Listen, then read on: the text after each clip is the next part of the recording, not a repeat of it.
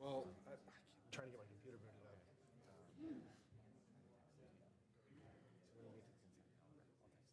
Okay. At the beginning of the consent? Yeah. I'll text it to you. Okay, yeah, do that, please.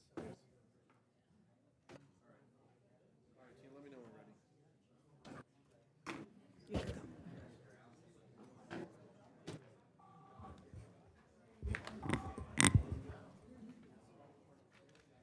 Yeah, go ahead. Yeah.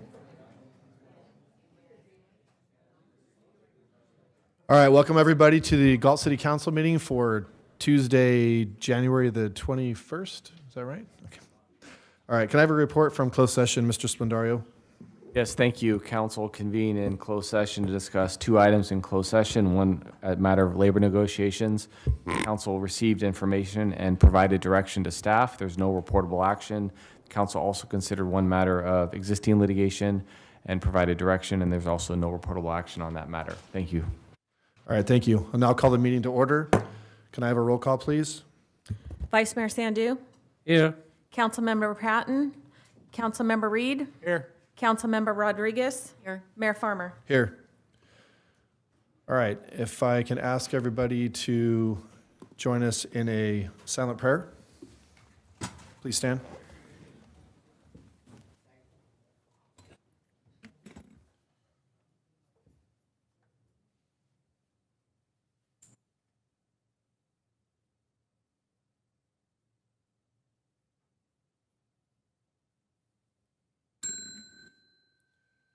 Is there any veterans in the audience right now? Mark, would you like to lead us in the pledge?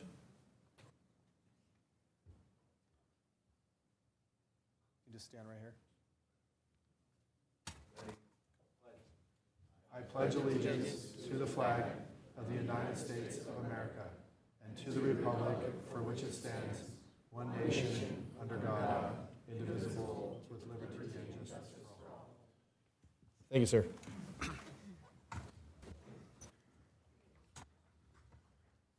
All right, Tina, can we please have the replay statement?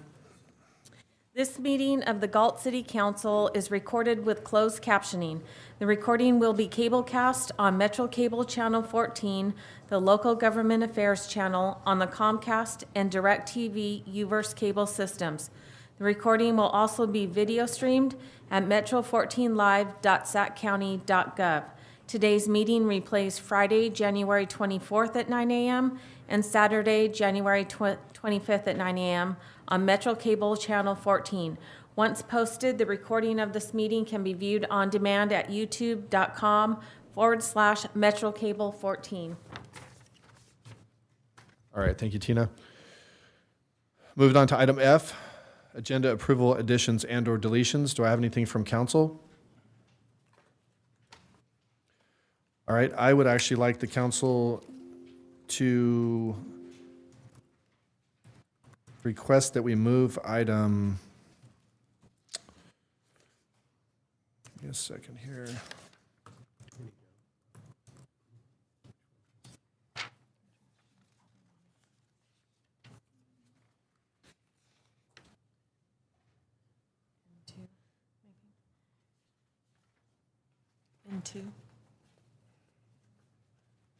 Item N2, it's the review and selection of city council appointments to regional boards, commissions, and committees. This would be the assignments that each of us take on regional boards such as SACOG, Library Authority, STA, all that. With Mr. Pratton being absent, I think it's important that there's 5 of us because we kind of have to decide who wants to serve on what. So I'd like to defer that to the next meeting that Mr. Pratton's present at. Yeah, I don't have a problem. We can That'd take. be okay? Yep, I agree with that.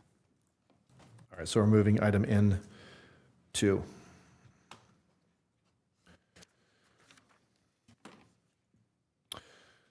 All right, moving on to item G, presentations. Subject tonight is Chief for the Day, by our Chief Kalinowski.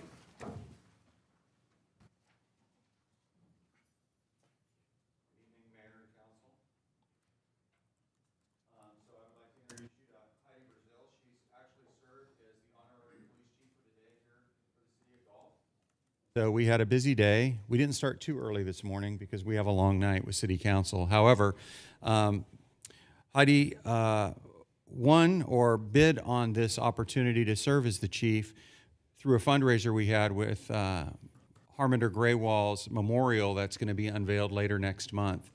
And so first and foremost, on behalf of the Galt community and the Galt Police Department, I thank you for your generosity and your willingness to frankly work with me all afternoon. I'm sure there's some directors that are in awe of that. However, it was a great day, and one of the objectives was to try to build some legacy projects for the police department. And one of those is building some sort of police foundation, and we've done some work on that early on, but Heidi's agreed to help the organization move that forward and bring that to a reality here in the next year. And so we did some important work on that. In addition, we went to briefing. We went up to Elk Grove and left some flowers because today was the 3rd anniversary of Ty Lenahan's passing. And as you know, Ty Lenahan was also a Galt police officer for a time. So we took some time to do that on behalf of the police department. And then, of course, I wanted to take the opportunity to present Heidi with an honorary police chief's badge. This actually is a police chief's badge, was not purchased with department funds, rather personal funds. And it says that Heidi Brazil, Chief for the Day, in honor of Officer Harmander Graywall, end of watch, 8/26/2021. So thank you for your service. Thank you. Is there anything you'd like to say? I just want to thank the chief for the opportunity today. I also want to convey that I think it's very easy for us as a community to forget or not recognize what goes into the day-to-day, so they're ready to respond in your time of need. So thank you for all you do, and thank you to the officers, especially the ones I got to meet today. It's a great department, and it's one that I'm very proud of. So thank you. Thank you, Chief. Thank you, Ms. Brazil. All right, moved on to item H, public comment. Tina? Under Government Code Section 54954.3, members of the public may address the City Council on non-agenda items. The public comment section is for the City Council to receive comments. Except for brief responses to questions, no discussion or action may be taken on any item that is not listed on the agenda. Please limit comments to a maximum of 5 minutes. Consistent with the City Council procedural guidelines, the mayor reserves the right to shorten the time limit for speakers to ensure the efficient and timely completion of all city business on the agenda. First, we have Larry Eidson.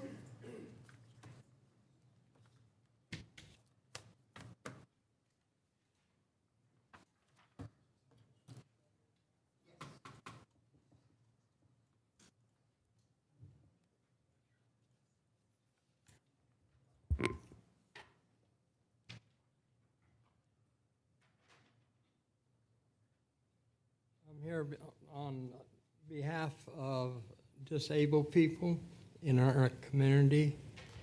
We're having some problems with golf carts getting confiscated, handicapped golf carts with oxygen tanks on them from time to time. And we're also being harassed by Mr. Steele. He's told us many times they're going to take the golf cart, and my other scooter got taken from me, and I have it registration papers. I tried to show to him my handicap stuff. I tried to go in the police department to see the police chief, and they refused to see us. So we're just wondering why is the city stopping people with golf carts? My golf cart is legal. It's got all the lights, bells and whistles, everything it's supposed to need, and I follow by all rules. one officer telling me I have to drive it. If I drive it, I have to drive it in the bike lane or on the sidewalk, which that's not true. Golf carts is like a regular vehicle. So I'm just wondering, what do I do? Where do I go? I got my title, I got my everything, insurance from Rose Levine, and we just want to know what we could do. Chief Kalinowski? Sir, the city clerk has your contact information. A member of my staff will be in touch with you to go over the issue. Thank you. Mr. Ellison, if you just want to leave contact information with our clerk so that the chief and someone from his department can contact you. Is there a contact number on there, Tina? We just have email. Is the email fine, or do you want to leave a phone number? Mr. Ellison, do you want to leave a phone number too, or just an email? I don't know how to pull it up out of my phone. Okay, we will have somebody contact you via email then. All right. Thank you. Just email. Absolutely. Thank you. Mr. Mayor. Yes. Hey, thank you, Mr. Larry. You bring the attention to the whole council. Chief certainly will contact you. We will be investigate, but we let you know what happened if, I don't know, we don't have these paper, if you are a legal registry or not, but we certainly let you know. All right, thank you. Rob Roberts.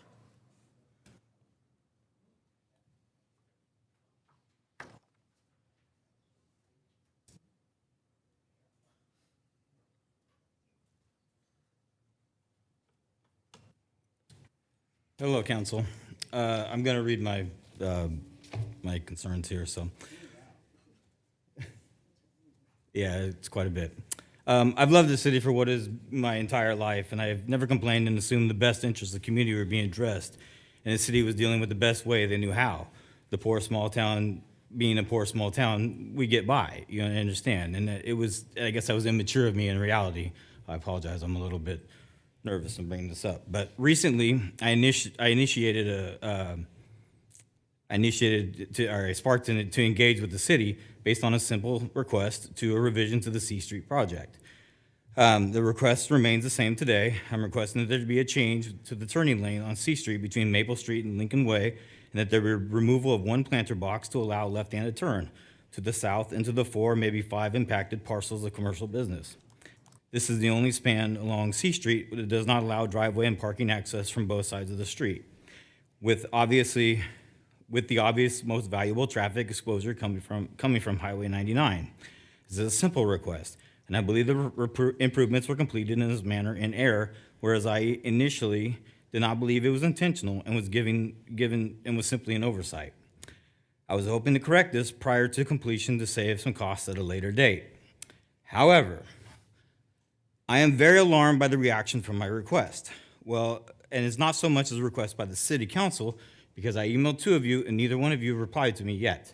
I've had 2 replies from 2 other members, and I believe both are here today, and I have not replied to Mr. Arias yet. But I'm alarmed at the reaction because the response echoes the dying heartbeat of this unique city. We are a small town. We pride ourselves on who we are.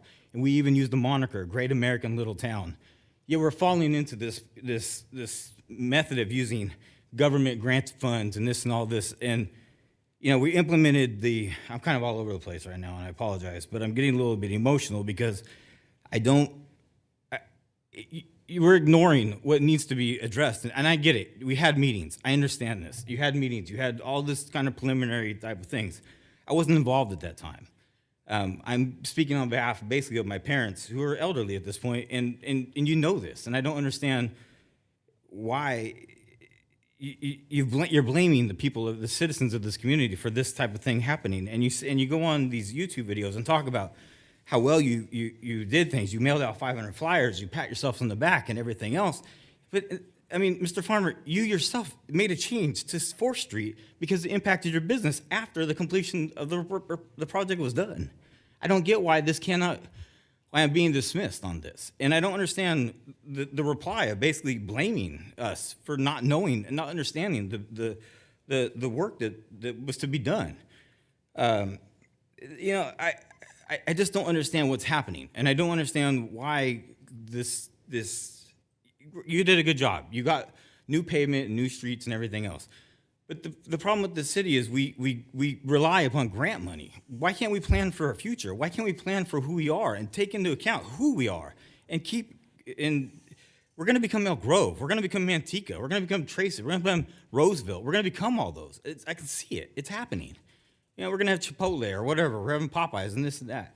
And yet we're going to sit here and still say the great American little town. We're not going to be that any longer. It's happening. You can see it. And this started years ago with the implementation of when Mayor Meredith started with the Walmart, and he forced them out into that project. So now we sit with this valuable piece of property up along the 99. What's that going to become? Another gas station? Like, okay, can't we do something? Can't we attract something? I mean, can't we do something special, something regional, bring something to it? I mean, we're going to go to trade shows and ask for somebody to come? No, we need to be proactive in this, and we're not proactive. We're reactive. Everything we do is reactive. And I love that Mr. Rice is back. I loved his mentality of everything when he was here before. I love it. I'm happy to see him here. But I am scared of the future of this town and this city. We've been here forever. I've been here my whole life. And so I'm asking, please listen to the people that are involved in this. And I don't know.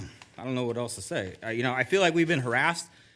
You know, you got the tenants out of there. Nobody here liked the tenants that were there before. You harassed them and got them out of there. You fined them and fined us. That's fine. You got them out of there. But now you're going to go and you're going to restrict the stretch of the street as well? Okay. What's next? I mean, why are we doing this to us? What have we done to the city? I don't get it. So that's my word and my comments. So thank you.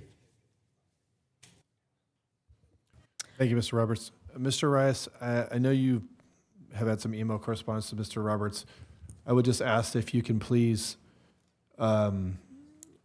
reach out to Mr. Roberts again and see if we can facilitate a sit-down. And if you would like a council member present in there, please feel free to have a council member if you would like someone there, or if Mr. Roberts would like a council member present at said meeting, and see if we can, pick up communications where maybe the breakdown was or something. But could you do that first? Yes. Thank you. Next public comment. Elizabeth McDaniels.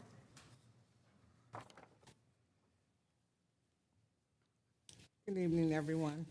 I'm so grateful this evening that you all did the little silent prayer, because I'm going to speak from my journey on my assignment, as I consider it, in this city, in my lane. And I also like that part about one nation under God. So I'm going to give you a scripture. The Word of God says, "The earth is the Lord's, the world, the fullness thereof, and all of they that dwell therein." And I start with that because I'm thinking about that property that sits there at 400 D Street called Galt Place. Hi, Chris. I haven't met you personally, but to the contrary of this gentleman saying how great you've done, I don't know about all of that. But what I do know is that I don't think the tenants there are getting a fair shake when it comes to the overall management.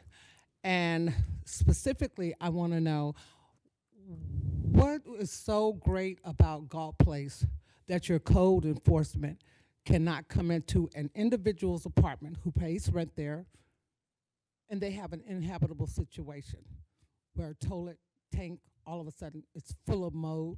Yeah, some things are your responsibility to clean, but some things are just kind of weird in the manner in which it transpired. When you notice these things, when you know that you're a creature of habit, you put your little tidy bowls in, and one day you open and you go, whoa, what happened here?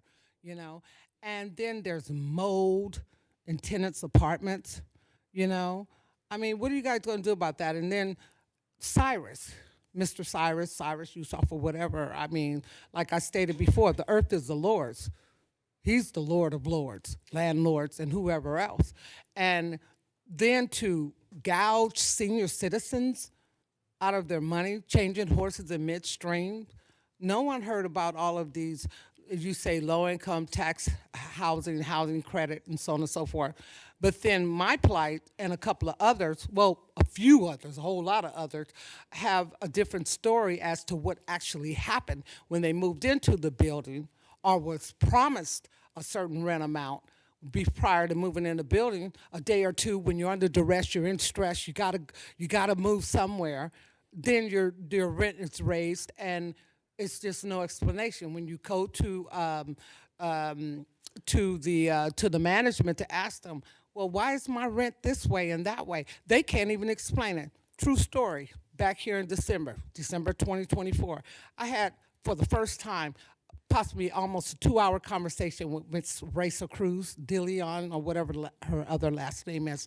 And it seemed like it was fairly decent, you know, and I had heard that I'm supposed to be the major issue. It's just a personal vendetta between she and I, and that's not true. In fact, in that meeting, she said, you know, I really apologize for my attitude. She apologized for her attitude, but not for the things that she has done. She hasn't made contrition, and the next day, so I'm gonna be a forgiving person. Hey, how you doing? She's walking up the hallway. So she gets near me and I go, girl, do you have glasses or you got hearing aids? Can you hear me? She said, yeah, I heard you, and walked right past me. This is the type of demeanor and attitude and behavior that many tenants suffer through Raisa Cruz, and we really want to remove from that property. We're going to, I think, going to be on the next agenda or something like that, some other tenants and stuff. But to take your finger and point it in some person's face, accusing them of something. 2 tenants, they came to me. I didn't go to them. They came to me, since it's supposed to be a personal vendetta between Raisa and I. It's not. It's not. Cyrus Yusuf needs to really come in and respect those that are there as senior citizens in that building. And I'll say this one last thing. I'm not saying all that I wanted to say, but this one last thing. I made this comment before the other city manager. If you don't do something about what's happening there at Galt Place, their blood is going to be on your hands. And it's horrible what's happening.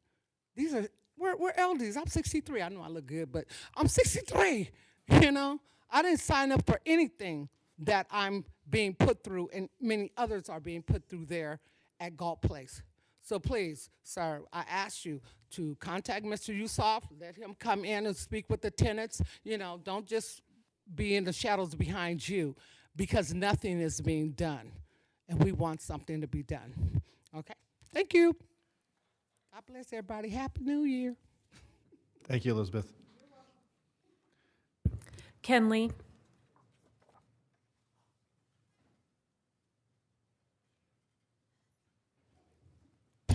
Good evening, council members. Life over 70, I live on a limited income of slightly over $1,200 a month. $700 of it goes to the rent. That's supposed to be low income rent. As a disabled senior, a survivor of 7 strokes, I like to live in a stress-free environment, not a prison attitude in our apartments, waiting for what's going to be next to happen to us. I have to adapt my living arrangements every time something happens. We had 2 arson fires in 2 days, okay? And basically, if she gets out, she'll probably do it again. When push comes to shove, I like to push back. It's a matter of principle. That's what we were taught at my age. I don't like being bullied, especially with the new young folks that let into our senior apartments. They're roaming around our apartments. It's supposed to be senior living. Okay. I also like to acknowledge Walmart for the steps they did to be a good neighbor. They added the gates to the rear to prevent the trucks' access 10 to 7. They painted the pedestrian ground for showing the markings for pedestrians, and they have visible pedestrian signs. The only thing missing is the straight shot driveway from Twin City roads, and people go very fast. You know, in a parking lot, you're supposed to be driving 5 to 10 miles per hour. So maybe they could put some rumble strips to slow the traffic that goes directly to the pickup.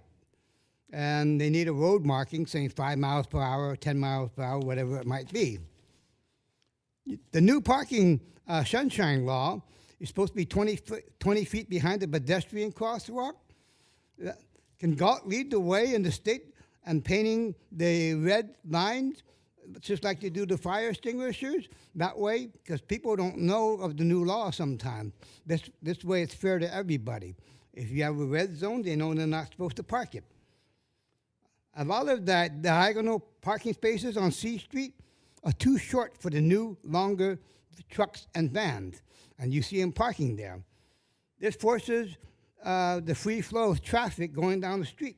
Sometimes you have to cross into the ongoing lane to get around those big trucks. And if you're a small vehicle, you have no way of backing out of your space with those big, longer trucks and vans. I like to bring up the Save Mart driveway, access to A Street. It has been widened, but there's no obstruction because trucks and cars park in front of the cyclone fence. And basically, the longer trucks create a blockage to the roadway. And it's kind of narrow, and sometimes the cars can't maneuver without stopping and going and waving the other person on the two-way driveway in front of Save Mart. So if they eliminate those spaces, it would be nice. Thank you. Thank you, Mr. Lee. No more public comment. Okay.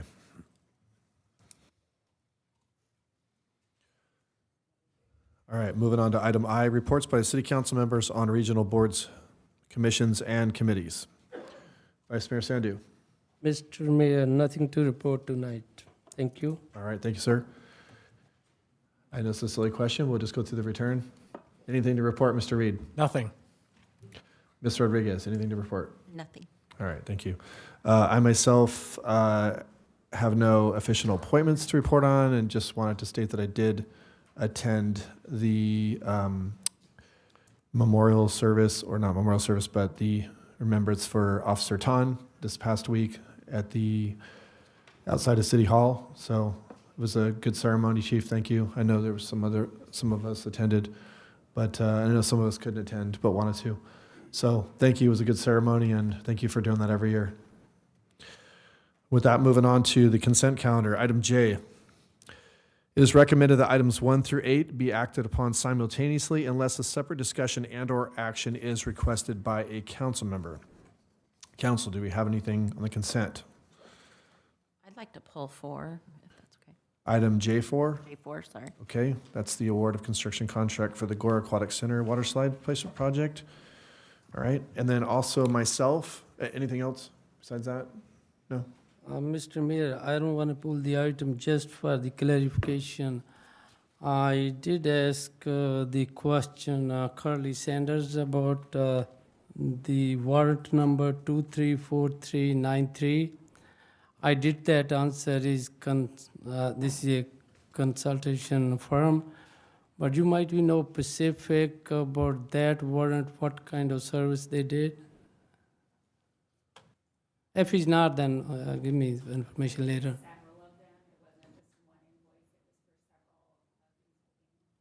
Okay, that's fine then. Yeah, get me later. Thank you. Okay, that was a warrant, the other, okay. Yeah, that's it. All right.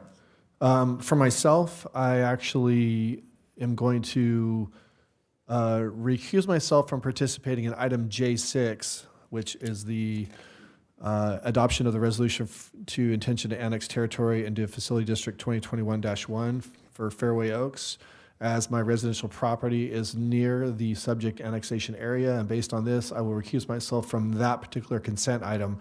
Because the item is on consent, I'm not required to leave the room, but my vote will be as to the balance of the consent agenda only. Yeah, that is, okay. All right, so we pulled item J4 for discussion. So with that, I'm looking for a motion to approve the following items. Item 1, receive and file warrants for the period ending January 8th, 2025. Item J2, minutes of the regular meeting for December the 17th of 2024. Item J3 is the treasurer's report for period ending November 2024. Item 5 is the contract award to Somas Incorporated for design services for the Emerald Vista Trail Extension Project and associated actions. Item 6 is the adoption of resolution of intention to annex territory into Community Facilities District 2020-1 for Fairway Oaks. Item 7 is the contract award to Wood Rogers Incorporated for design services for the City of Galt Safety Action Plan, CIP 525B. And number 8, the Chabola Skate Park Enhancement Project Engineering Services Contract Award. Initial study. Actually, I'm wanting to pull item J8 for a question. I'm sorry. So items 1 through 7, I'm looking for a motion to approve. I'm sorry. You go out to public comment. Yes, thanks. And actually, to clarify, it'd be items 1, 2, 3, 4, 5, and 7. I thought you were, oh, right, okay. Sorry, I'm flipping between 2 pages. All right, is there any public comment regarding the consent calendar? Yes, sir. Please state your name. For the council. My name is Patrick Byron. I'm a resident of the City of Lodi, former Parks and Rec Commissioner for the City of Rio Vista, and a member of the Skate Park Steering Committee for Lodi as well. I just had some questions and comments about item J8. I don't know if you want to do those now or if you want to hold them until after we get through. I did pull that item for discussion, so we'll vote on the consent, and then we'll talk about that item specifically. So if you just want to hang Perfect. out, you can. Thank you, sir. All right, thank you. All right, items 1 through 7, excluding 4. Do I have a motion? Move. So moved by Vice Mayor Sandu. Second. Second by Councilmember Reed. Have a roll call vote, please. Vice Mayor Sandu, Aye. Councilmember Reed, Aye. Councilmember Rodriguez, Aye. Mayor Farmer. Aye. Consent calendar items approved. Item J4, Ms. Rodriguez. I will make a motion to go ahead to pass this, but I just wanted to let my fellow council members know and the audience and the public to know that in the staff report, and I discussed this with Mr. Griffin, the staff report showed some ADA compliance work that needs to be done as well. And I just wanted to make it clear, because it wasn't for me, so maybe it was for everybody else, but that ADA work is also being done under this contract for the slide. So we're kind of getting a 2-for-1 offer. So it's kind of a good thing, but I commend Public Works and Parks and Rec, I'm sure helped with this as well. It's good. This is a great thing to finally be moving forward with the slide and these upgrades that we're getting. So with that, unless anyone has anything else, I'll move to approve item 4. All right. Does anybody else have any questions regarding this particular item? No? Okay. I just had a couple comments. So this is the, just for the public, since we have quite a large audience tonight, we previously, a few months back, we had some designs come forward on the replacement, the new water slide, which was to replace the old one, which was no longer compliant and was unsafe, so it was shut down. And based on the design that we selected, this particular item is to hire a contractor to build such slide. Is that correct, sir? Mr. Rice? Or John? Yes, Mayor, that is correct. All right. And then the ADA additional items that were highlighted for that, those are also included in that? Yes, Mayor, they are. Okay. Do we have a scope, and I might have missed it in the staff report, do we have like a scope of time that we expect this? When will it start and when will it end, do you think? It will likely start sometime in March, and it will take pretty much most of the spring and summer. It'll be complete prior to the 2026 aquatic center season, but it will not be ready before the end of this year's season. Okay. But the aquatic center will still be open, that area will be like Correct.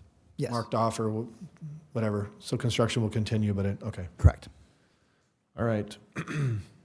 Well, we look forward to seeing it. It's been a long time coming, so it'll be exciting. All right, well, with that, I will ask for a motion to approve item J4, which is the award of construction contract for the Gora Aquatic Center Water Slide Replacement Project CIP 553I, actually. So moved. Moved by Councilwoman Rodriguez, Second. seconded by Vice Mayor Sandu. Can I have a roll call, please? Vice Mayor Sandu, Aye. Councilmember Reed, Aye. Councilmember Rodriguez, Aye. Mayor Farmer. Aye. Motion approved 4-0. Item J8, the Chabola Skate Park Enhancement Project CIP 523I, Engineering Services Award, Anticipated Mitigation Negative Declaration. Mr. Griffin, can you just give me just a quick, just for the audience, what this item is?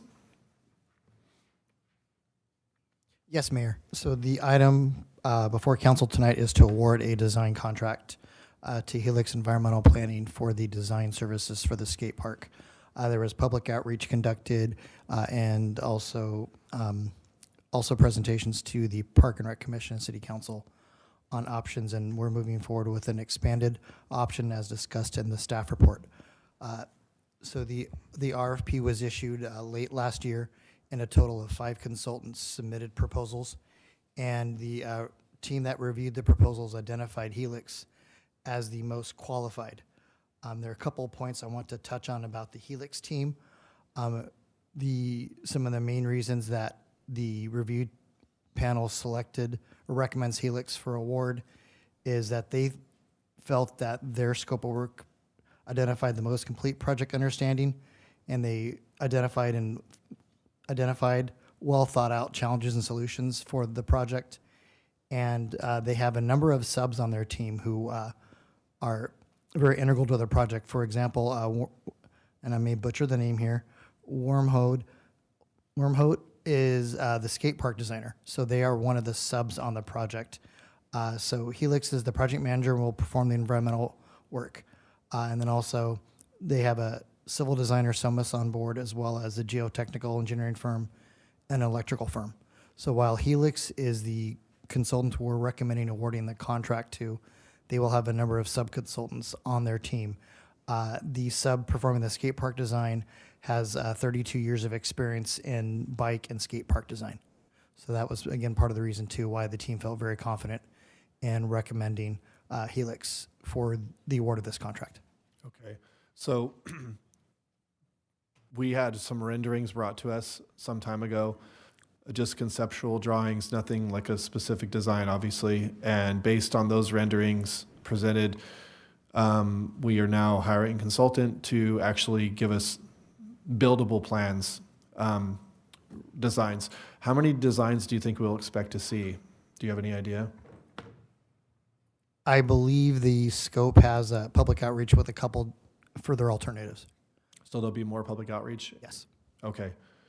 So the consultant will come in, the city will arrange some public outreach meetings, public meetings, forum or some sort in the community where people can come and give their input on the designs. Correct. Yes. So that input could be passed to staff and then ultimately to us before we finally select a design, which is to go to construction. Correct. Okay. Thank you. Sir, you want to make your public comment?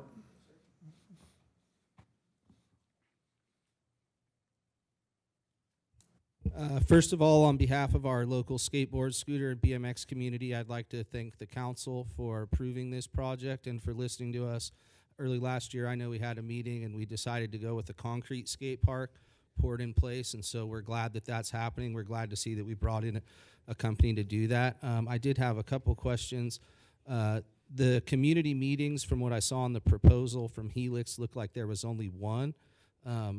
I would really like to see at least 2. We don't want to get too far along in the design process and then have them come to council with a 90% or 100% done design and have people show up and go, well, why didn't they do this? Or why is that like that? Or whatever. So if we could have at least 2 meetings. And then one of my other questions is I know that Wormhout is a subcontractor for Helix who did the actual proposal. Will they be the ones meeting with members of the community? Are we going to work directly with them, or is it going to be kind of a telephone game where we meet with someone and then they tell their subcontractor and so on and so forth? So I'd really like to, and I'm hoping that the plan they have is to bring in the actual park designer to meet with the community. But 2 community meetings, I think, is a solid move, and then also having the actual designer here for that. There is a couple skate parks they've designed in the area, and those parks are well-liked parks, but they do have a couple little things that, you know, the local skateboard community feels could have been done differently. So we just want to ensure that Galt gets the best skate park possible for their money. It's an expensive project, and it's a project that we would like to hope is going to last a considerable amount of time. You know, concrete skate park, maybe 30, 40 years. So we just want to make sure it's done right, and that it's done to, you know, for the best possible outcome. With that said, thank you guys very much. And on behalf of the local kids and everyone who skates, I just, again, want to reiterate, thank you guys. You have my email and my phone number, so we'd be more than happy to come in and help advise. I'm grateful that we picked, there was 5 proposals. This one and one of the other ones were probably the 2 good ones, so it's probably, you know, I'm glad that we did that. But that all got done without any community input. The preliminary design from ARC, which in my opinion wasn't very good, got done without any public input. So, I mean, maybe we asked questions or whatever, but it just wasn't, you know, it wasn't a design that we sat and talked about. So I'd really like to see the city commit to, if maybe not the consultant doing 2 meetings, let's get some meetings with the city folks, because I know the consultant in their scope of work is going to be meeting with the city folks as well. So maybe let's get those folks in some meetings with our local skate community. I see we got some younger guys here that skate, and really make sure that we get something that is going to, you really want the local skate community to take ownership of this thing, right?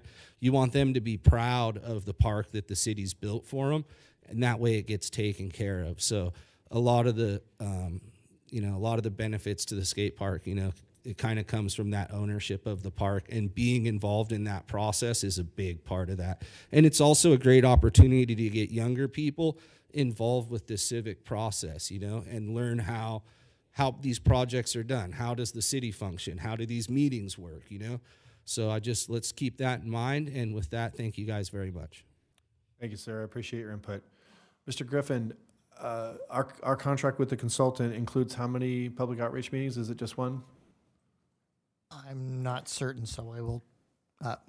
Okay, if you could please follow up on that. And also, I think, yeah, I would like to know what we're getting, if it's only 1, and maybe we could ask if, you know, for the money we're paying, like if they could facilitate, maybe if they're saying, yeah, we're only doing 1, so possibly we could do 2 shorter ones or something. We definitely want to get maximum input, right, on these designs. And I can say that, and I'm sorry, I couldn't catch your name.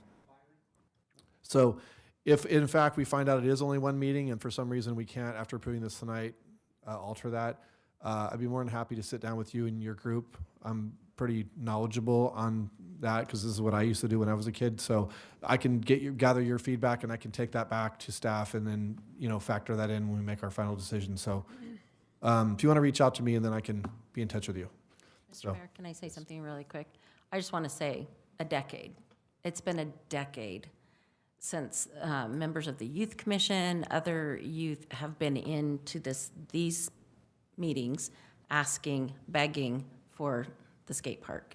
And I am just really excited that we actually are moving forward, and maybe their kids, they'll be able to bring their kids to this when it's finally done. I mean, that's what we're looking at, is almost, I mean, that's a short generation, but these kids were high school. This was our youth commissioners were pushing for it. So I'm glad we're finally moving forward. So thank you for Public Works and Parks and Rec for helping move this forward. Well, and I can say maybe Mr. Solis is the only one who remembers, but I came before the city council in 1997, I believe it was, or 98, asking the city to build a skate park at that point, which we did get kind of something to hold us over. But yeah, the one we have that lasted 20+ years was a temporary fix. Temporary for 20 years, yeah. And then yeah. I just wanted to add that before this item comes back to City Council, it will be taken to the Parks and Rec Commission for a recommendation. So at a minimum, there will be 2 meetings, one with the consultant and one with the Parks and Rec Commission. So 2 public meetings. So for the general public, what he's speaking of is the Parks and Rec Commission, they meet every other month? Or if we need to stay on a timeline, we can call for a special meeting. So that meeting will be posted online and probably on our city social media. So that would be another opportunity for anybody who wants to show up to the Parks and Rec Commission, a body such as us, and give their input at that moment too. That would be important to do that for those of you in the audience. Correct. Thank you, Mr. Solis. Anybody else have a comment on this particular item? Any other public comment on this item while it's open for discussion? Okay. Yes, please, if you can make, well, you can speak from there, yes. Go ahead. Question of law. We are a city, but we report to the county. If it doesn't go through them, they can close you down. All these things that you're doing, before you do a final approval, you should check with the County of Sacramento for what their rules and regulations are, because they keep changing them on public entities like this, and I don't want to see it go by the wayside. Thank you. Thank you. All right, well, with that, I'm looking for a motion to approve item J8, Chabola Skate Park Enhancement Project CIP 5523I, Engineering Services Award. I'll motion. Moved by Councilmember Reed. I'll second it. And can I get a roll call vote? Vice Mayor Sandu? Aye. Councilmember Reed? Aye. Councilmember Rodriguez? Aye. Mayor Farmer? Aye. Approved 4-0. Moving on to item K, scheduled matters / notice of public hearing. First item is going to be required third public hearing on draft council district and boundary maps. Mr. Splendario. Yes, thank you, Mayor, City Council. As you know, this is our third public hearing as the council explores transitioning to districts. We've had our first two public hearings, which was an opportunity to provide input, get input from the community as we, and provide information to the council on what districting is, what it looks like. This was all, again, just for the benefit of the public, this was all precipitated by a letter we received threatening litigation if the city does not transition to districts under the California Voting Rights Act.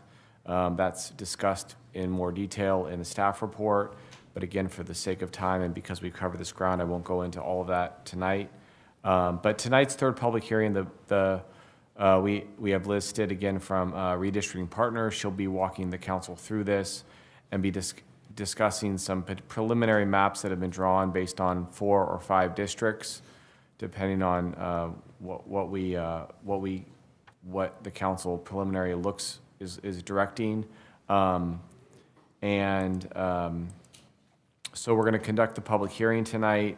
You're going to receive information from the demographer in terms of potential maps. This is not the final discussion. There'll be no final decisions, but they are looking for some direction whether to as to some potential maps, the district boundaries, and preferences on 4 or 5 districts.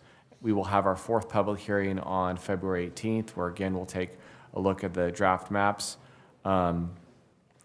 The city has been posting and requesting draft maps from the public to identify community of interest. I think we've received 2 to date. Under state law, we can only consider draft maps that are prepared either by the public within 7 days of each hearing. So we did get, I think, one that was after the 7 days, but that will still be part of the packet and something that the council consider at its February 18th public hearing. And without further ado, I'll kick it over to Liz. Okay. Thank you, Frank. Good evening, Mr. Mayor and council members. As Frank discussed, this is the 3rd meeting, and it's our first opportunity to look at draft maps. We're going to quickly go over the traditional districting principles that we use to draw the maps and talk a little bit about the public testimony. You all have had the opportunity to look at the public testimony and the draft maps ahead of this as well. We're going to go over the draft maps. You're getting 6 draft maps from us. 3 of them have 5 districts, and 3 of them have 4 districts as well. So you get a total of 6. And then we'll get into the public hearing schedule and then what's next. So we are hoping to get a discussion on which maps you like, which maps you don't like, and how many districts you prefer. So this is the required districting criteria that we use. It's under the Fair Maps Act. And this is a ranked list of criteria. So the very first criterion is each district has to be relatively equal in population. And then the districts have to be contiguous. They have to maintain communities of interest and neighborhoods. They have to have lines that are easy to understand. So you should be able to show it to somebody in the public and they'll understand, oh, that's a main thoroughfare or a highway, something to that degree. And then we want to keep districts compact. So we're trying to avoid those funny looking shapes that people tend to associate with gerrymandering. We have gotten 2 written public testimony. Again, this is on the website for people to view. Some of them, these 2 that we've received, it seems like they are requesting an odd number of districts or 5. They don't prefer 4. And again, you can view these on the website. This is one of 2 maps that were submitted prior to the 7-day posting deadline. So this was the first one. This person submitted 2. Same author, one with 5 districts, one with 4, and he prefers 5 districts. Unfortunately, looking at the total deviation, it is above that 10% maximum. However, we still can consider the map as long as we get that maximum down under 10%. And then here is his 4 district map, again, not his preference. Could you please explain the 10% that you just mentioned? Yeah, so when we look at the criteria, the number 1 criterion is it has to be relatively equal in population. And so, for example, let's go back to this, the 5 district map he drew. When we're calculating the total deviation, that tells us if we have districts that are relatively equal in population. So when we're looking to calculate that, we look at the deviation number percentage, and that's the 3rd row. And the way that we calculate it is we take the lowest deviation percentage and the highest deviation percentage, and we add the absolute value of that. And so it's kind of hard to read, but I believe I was going to say, yeah. 4.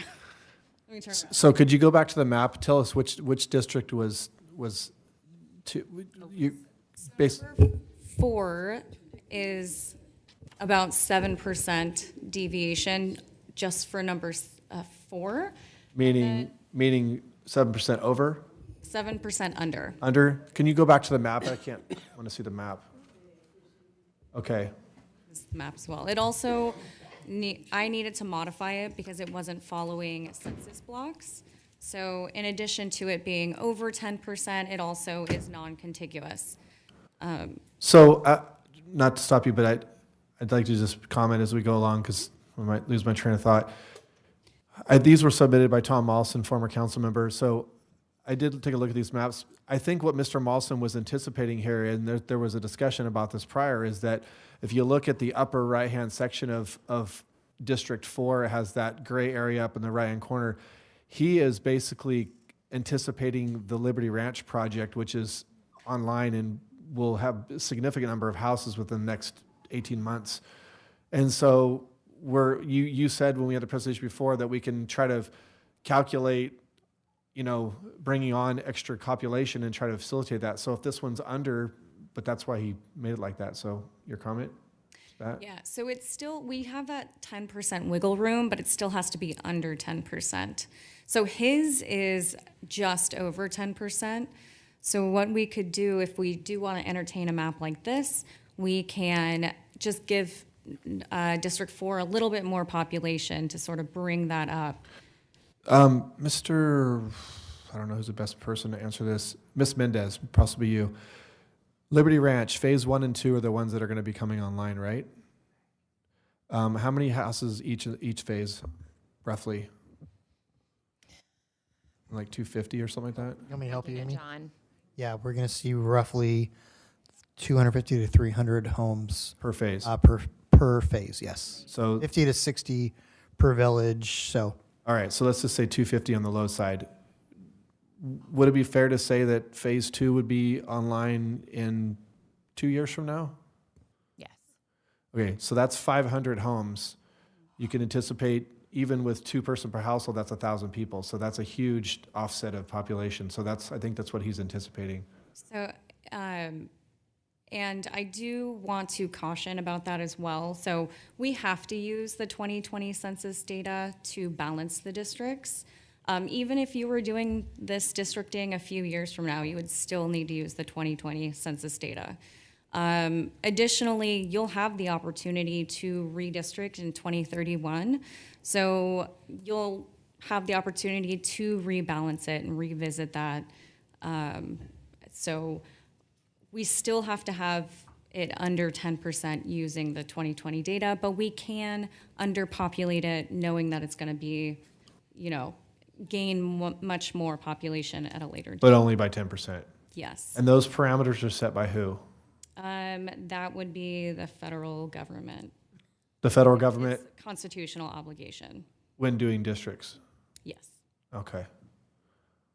Okay. All right.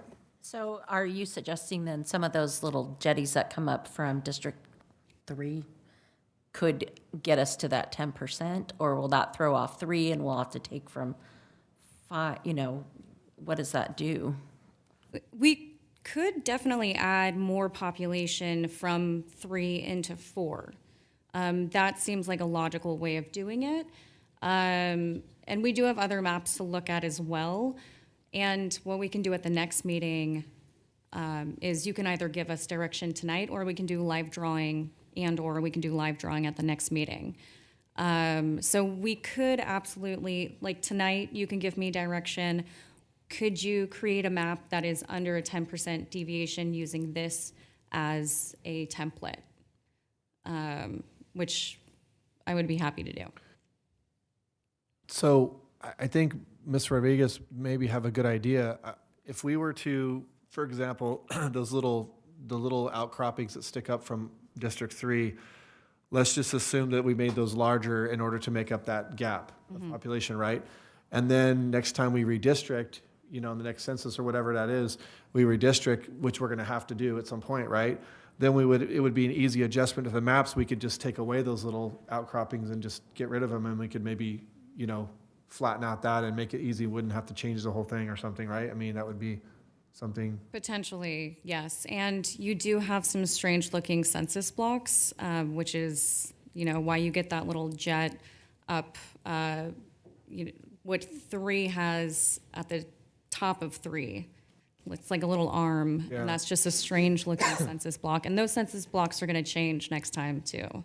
Do you see any problem with a map such as this? Because I know originally you were talking about geographical boundaries, like say Highway 99, obviously being the biggest, obvious line where you would whatever. But I think what Mr. Mawson was attempting to do here, and I would probably be thinking the same thing, is that he's trying to eliminate the east-west split mentality that Galt kind of suffers from right now, and he's trying to do, these districts in a horizontal manner so that we're encompassing east and west, both sides. Do you see a problem with something like this being approved, where you're crossing that bound, something like 99? I don't see that being a problem as long as, it's able, you're able to justify it using communities of interest. And if that's how you want to district a map, I also encourage him to either write us an email or testify on his map as well, so we get an idea of where he was coming from with this.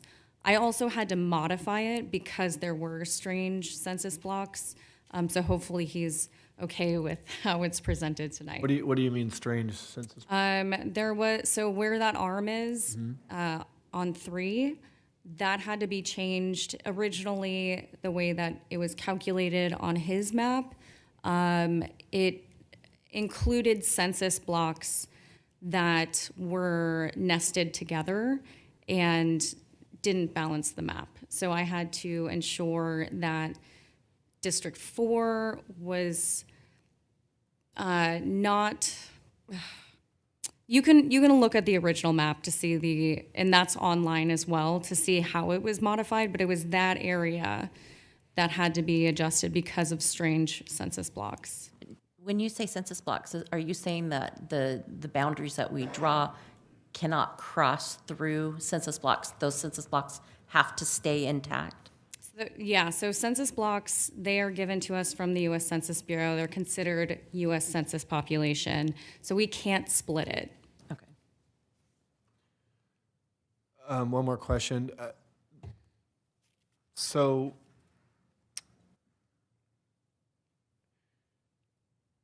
just for the public watching, we're using census data, so we're not by any means really looking at actual voters, right? This is population census. So That's right. so if we break up districts, let's say Galt's 25,000, we're right around there, right? So we got 5 districts, so we're 5,000 per district. But that doesn't mean that District 1, I mean, I'm just, as a hypothetical, I'm gonna see if I'm correct on thinking this. District 1 could have 3,000 registered voters, even though it's a 5,000 person district. And District 2 could have 1,000 registered voters. So really, even though we're breaking them up, you might have a huge swing in differences about who people are actually voting and who's not, right? That's right, yeah. And one of the pieces of information you can look at, sort of glean from how many voters there potentially could be, is the citizen voting age population. So that tells us who is a citizen over the age of 18 who could potentially vote. And you'll see that there are some differences, but they all seem to be within or over 3,500. So it's not that different from each other. Okay, I wish we could see that better, but we can't. Yes. And folks can download this presentation online as well. And then here's his 4-district map. Again, not his preference, and this is within the deviation. So getting into the draft maps, the first 3 are 5 districts. The proposed sequencing is just a proposed sequencing that determines which elections are up when. And currently we have it as all the odd districts are up in 2026, even districts are up in 2028. But we'll revisit this once you select a map because we cannot, while we're drawing maps, we cannot talk about incumbency, but you can talk about it when you are sequencing. So we don't talk about sequencing until you have selected a map. So let me understand this, and this is totally hypothetical. Yeah. But let's just say, just because I'm not sure exactly where, I think I know where you guys live, but let's just use, so I think under this current map that you have up there, I probably live in District 4, I don't know. Let's just say, for sake of conversation, I live in District 1, and you do the odds sequence. So my term is up in 26 next year. So let's just say that I was interested in running for re-election, but the way you set it up, that District 1 isn't up for 26, so then I wouldn't be allowed to do that, right? You would be able to run in 2026. You would just have to give up your seat, essentially. If you win, you would have to give up your seat. However, when it comes to districting, or when it comes to sequencing, you guys will be able to change the numbers and the sequence. All of this is just here for,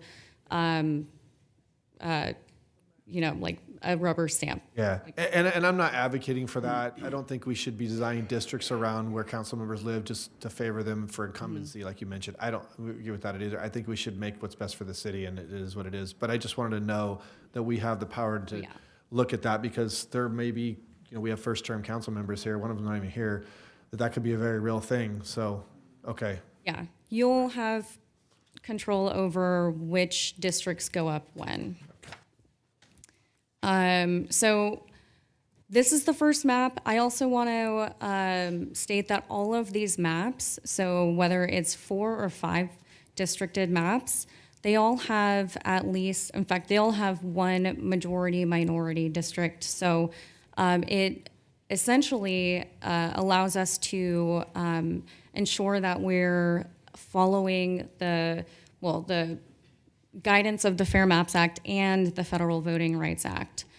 So we recommend that we maintain a majority-minority district for each. Could you explain that to the audience, what that means? Yeah, so under the Federal Voting Rights Act, there is a requirement where if you have the ability to draw a district that can ensure that a protected class has the ability to be a majority within a district, then we may be obligated to ensure they maintain that majority within a district. Again, and that would be Section 2 under the Federal Voting Rights Act.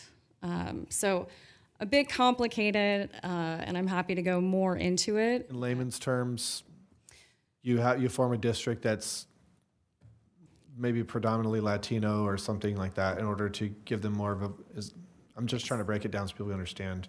Yeah, and Frank, did you want to? Yeah, I'll just say that, especially under the California Voting Rights Act, the law is intended to prevent what they call voter dilution. So they want to maximize the potency of any protected class.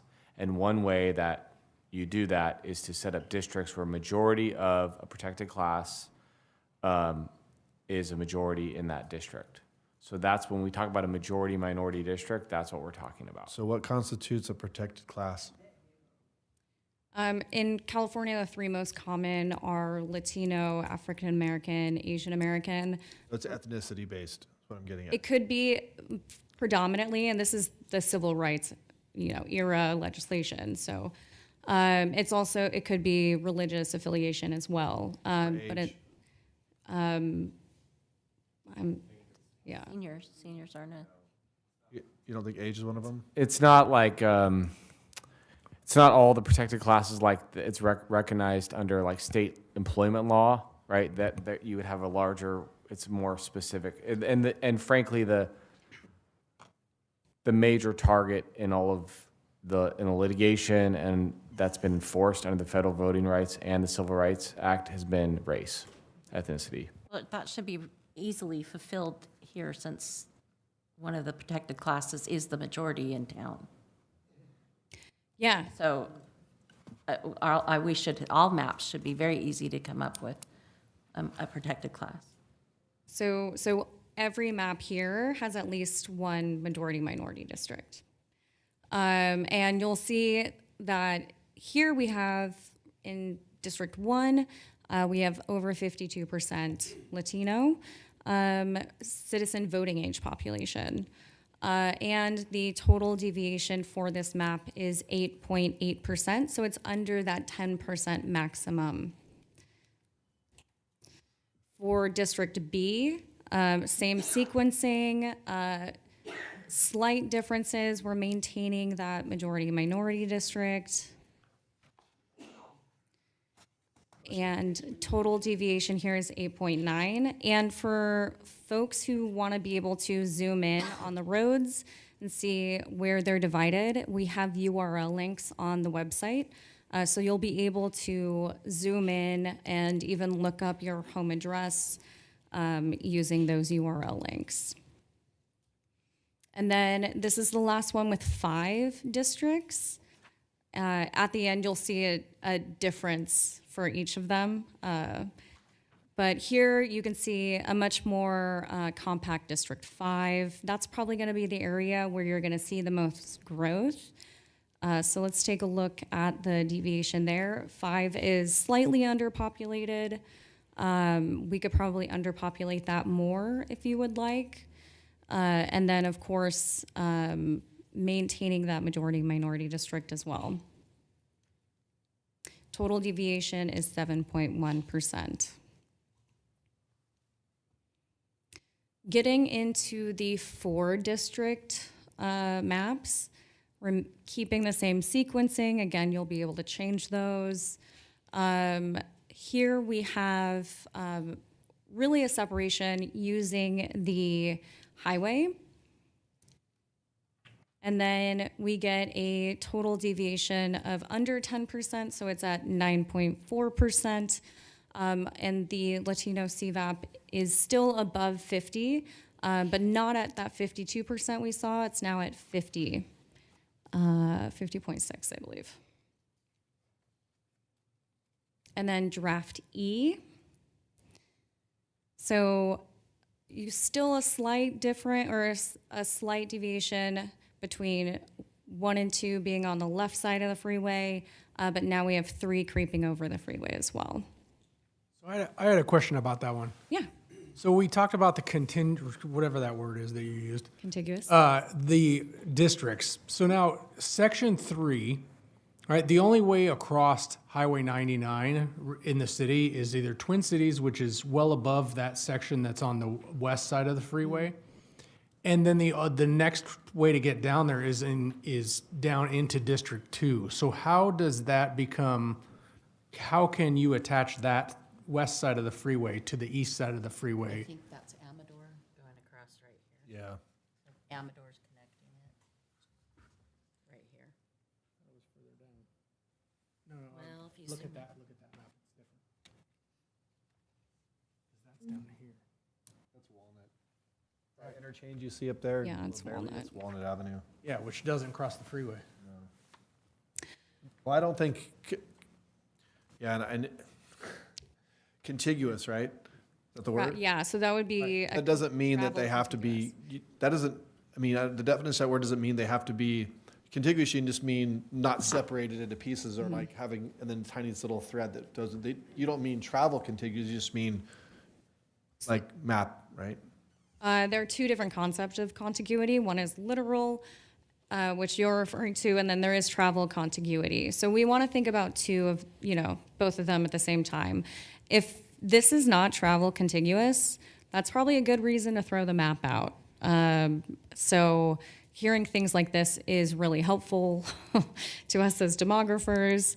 And we can either, just throw the map out completely or make changes to it where it could be travel contiguous. But I think that's a really good point to bring up.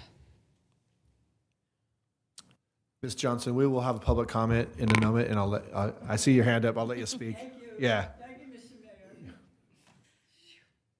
Mayor. So here we have a total deviation of 8.7%. And again, we have a Latino CVAP in District 1 with over 50%. And then our final map, so this, again, uses the freeway as a divider. And you'll also notice that the island up in top always goes with the district where you can literally travel to it. So whichever has the fastest road to that island goes to that district. So it's in District 2 here. Again, we're maintaining that majority-minority district. When we look at, so I believe 3 is the area that is predicting growth. It is at a negative 3.6%, so it's underpopulated. Additionally, we have a total deviation here of 9%, so it's still under 10%. So we're just going to look at the draft maps back to back so you can see the differences. So these are 5 districts, so A, B, C, and then we have our 4 districts, D, E, and F. Quick synopsis of tonight and our future. So tonight, we're hoping to get a discussion on which maps you like, which maps we can just toss out. We're gonna get back to you at the next meeting, updated draft maps. None of the maps you saw tonight were intended to be final. So this is an iterative process.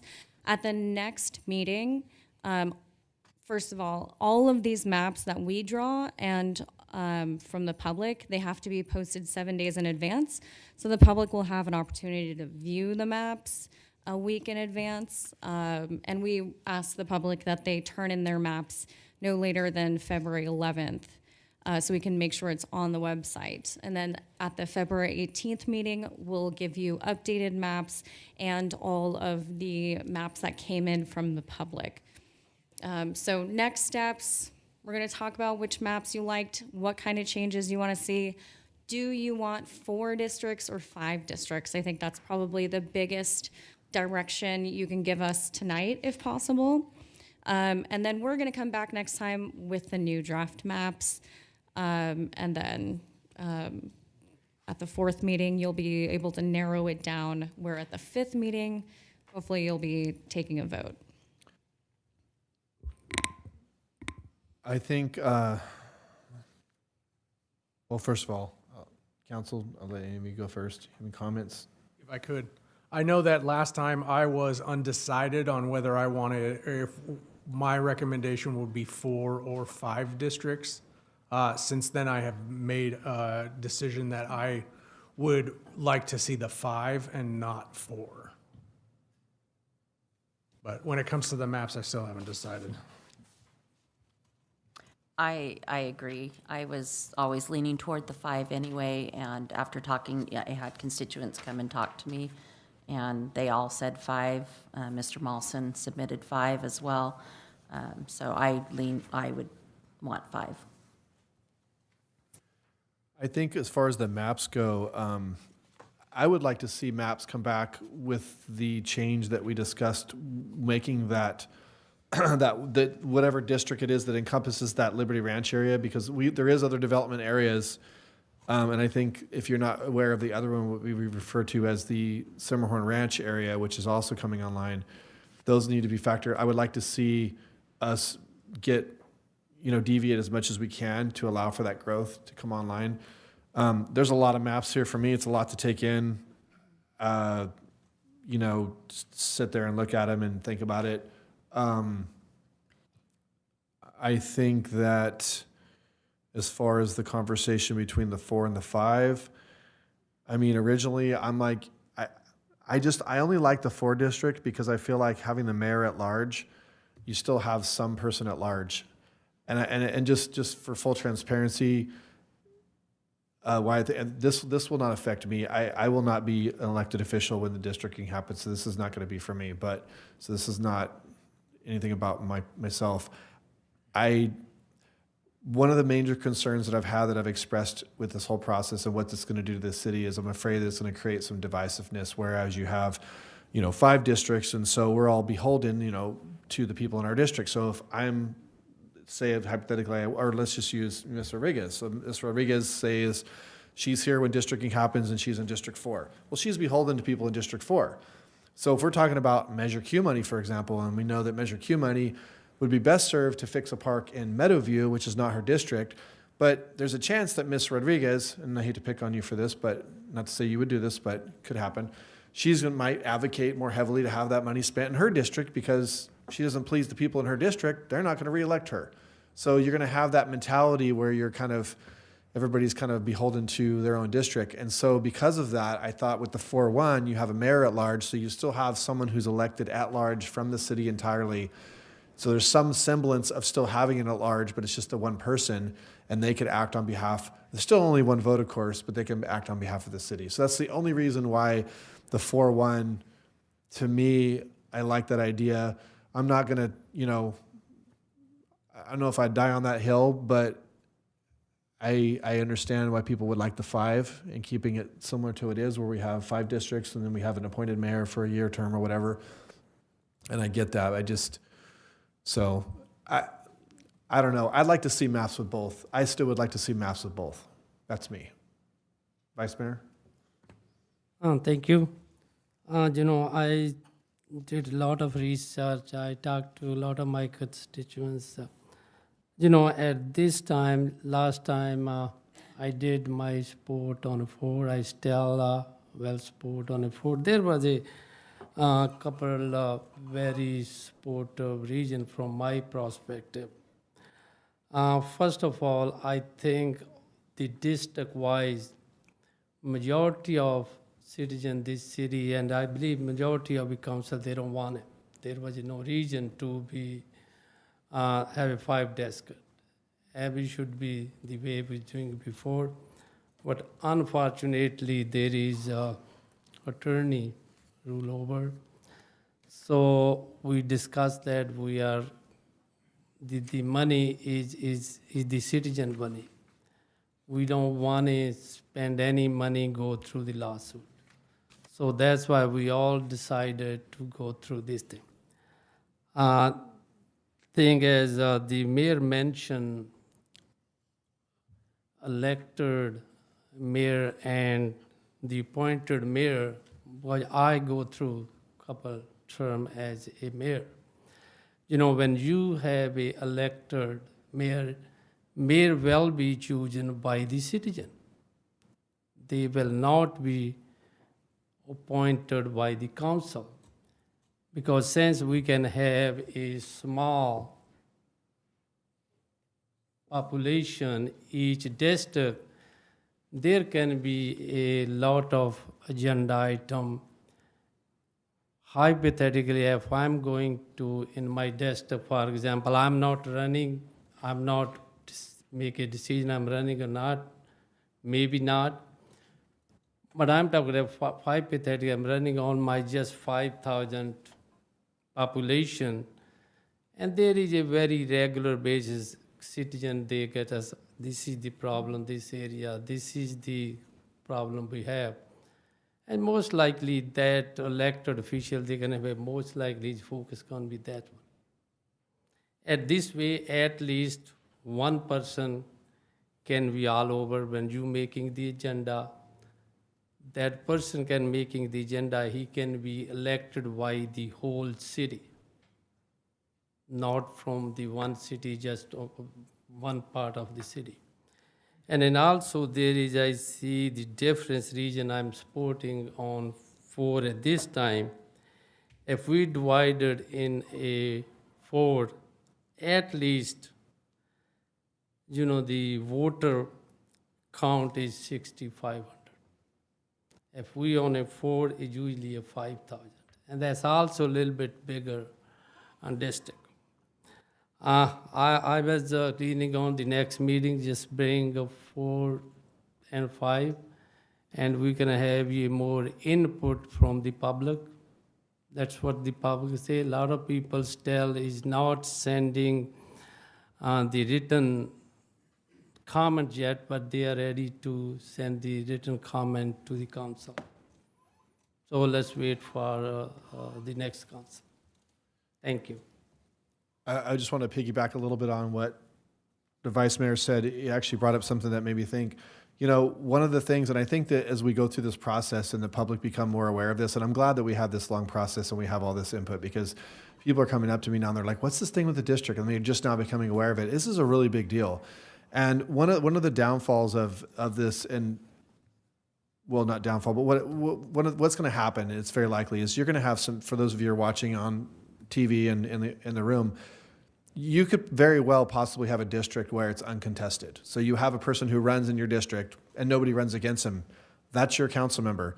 He's your representative. You don't have to like him. You could hate him, whatever, but he's who you got, and you're stuck with him for 4 years. Not like now where you can vote every 2 years to change the makeup of your city council. It's a 4-year commitment, which is another reason why I think the 4-1 makes sense, because you could say, well, you know, I got Mr. Farmer running in my district. I don't even like that guy. I mean, he's terrible. And I don't want to vote for him, but he's the only guy running in my district, so I guess he's but I can still vote for an at-large mayor, and I'm going to vote for Paul as the mayor because I think that at least he'll be my good representative in the council, and he'll represent me, and I think he'll have my interest in mind. And that's another reason why I feel that the at-large mayor is a very powerful and important thing to have. So just wanted to state that. If you're done, we can go out to public. So again, as far as look like I don't think we got a council member missing. I don't think you're going to get a clear direction on the 4-5 thing. I think we've each asked for maps on both. So if that's not an issue. So, and maybe you'll do this once you hear from the public, but just a little bit more direction in terms of what you want to see from the map. So if there are any changes you want to see, or even I can try to make that one map travel contiguous, I'll make adjustments to the map where we can underpopulate areas and I'll work with staff to identify the areas where there's growth. And we can underpopulate those areas and still maintain an appropriate deviation size. And I do recommend that you give direction once you hear public input. So you are looking for direction, not like an actual vote, right? Yeah, not an actual vote. I think it would just be helpful to, like she said, this iterative process. Obviously, there's a little bit of there's not clear direction on 4 or 5 because we have 4 of us here today. And there's a little bit, disagreement on that. So that's fine. But if there's any way to shave a little bit of the 6 maps into maybe 4 maps, that would be helpful. Or, hey, this is what I'm liking about the draft maps we've seen. This is what I haven't liked. Just so as they come back with 4 and 5 district maps, maybe they can bring something back that's closer to what, the council's thinking after obviously taking public comment. Does that make sense? I do have a couple questions for you. So looking at where I live, because I know that neighborhood very well, all of the maps split the neighborhoods and split those walkability elementary school areas. And I didn't ever think about the schools, communities, this is city council, school, mixing church and state. But when we're talking about community members with the same schedules, the same activities going on or whatever, I feel like that north end, those two that were up there, that they split a significant school community. I haven't looked at the others, but it would be interesting to see. So I don't know if that ever comes into play, the school communities? Absolutely, yes. Okay. That is a well-recognized community of interest. And I can work with staff to ensure we create a map where it keeps them together. So identifying if there are communities split, that's absolutely something we want to hear, and create maps that keep them together. So I'll work with staff to see if we can keep that community you talked about together. I think the one thing I would like to see, I know Highway 99 divides east and west, right? And it's always been a thing. And I'd like to see more of the districts that cross 99, but like we talked about earlier, the travel between the two, right? Because there's only a couple of ways to get across 99 in this town, and I'd like to see more of that, and then the underpopulating of the area that we've been talking about, the new up by the high school. That's my 2 things on that. So maps with 4, maps with 5, making sure you're cognizant of protected groups, natural boundaries, school community people. Yeah. It's just easy, right? Easy peasy. I mean, how simple could that be? I wouldn't want your job, to be honest with you. I don't even know how you're going to be able to do this. You mentioned to the pop, we're going to go to public comment here, but I want to tell the people, in case they missed it, if you want to submit a map before the next meeting, it needs to be turned in by February the 4th. It has to be in 7 days. So the next meeting is February the 11th. So. No, 18th. Okay, so the 18th, I'm sorry. So February 11th would need to be when the map would need to be submitted. So if anybody is listening, watching online, here in the audience would like to submit their own version of a map, it needs to be in by February the 11th in order to be put forward before the next meeting. So, got all you need from us right now? All I need from you. Okay. And hear from the public now. All right, public comment? We had a couple before you, I'm sorry. Chris Brossman.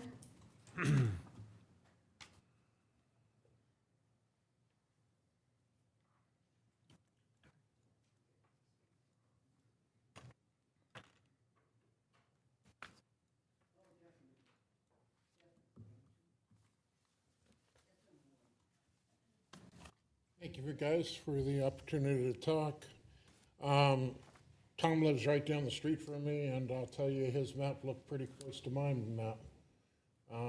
I believe in 5 districts, and I think we need 2 on the west side, 2 on the east side, just because of that's been typical rivalry within this town when we look at any division. I believe the 5th district needs to encompass both sides of 99. And I'm not so worried about schools. I appreciate that.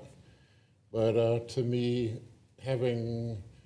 we're overcomplicating this, guys. It's really not that complicated. We got to either make a choice to go for 4 or 5 districts, one of the 2, and then you look at where the population lies, and the population lies.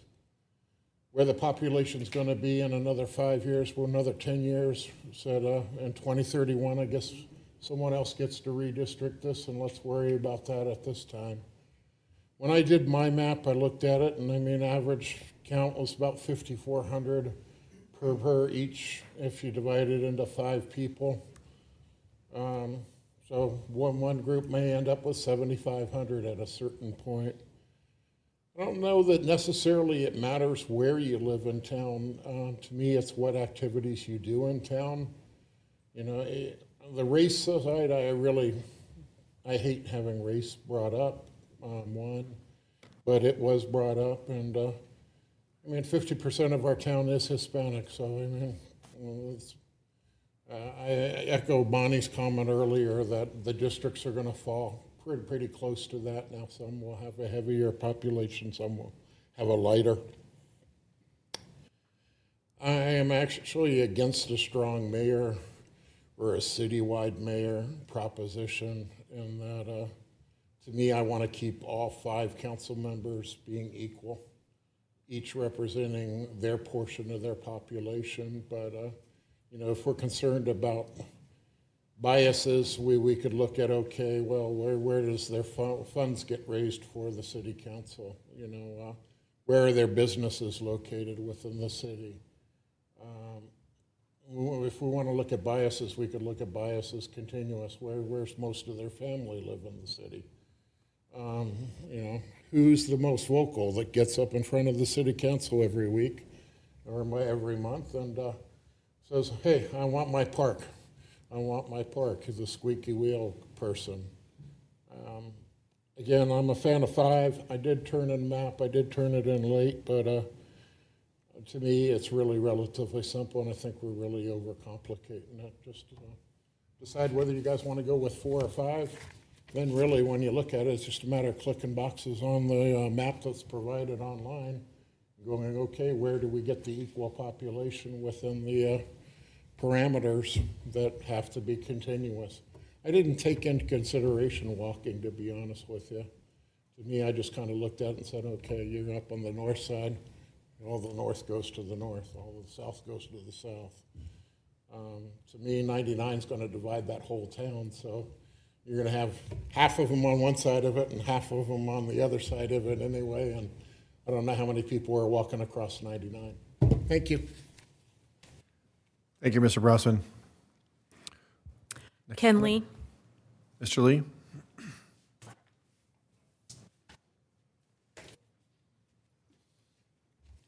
Good evening, Council.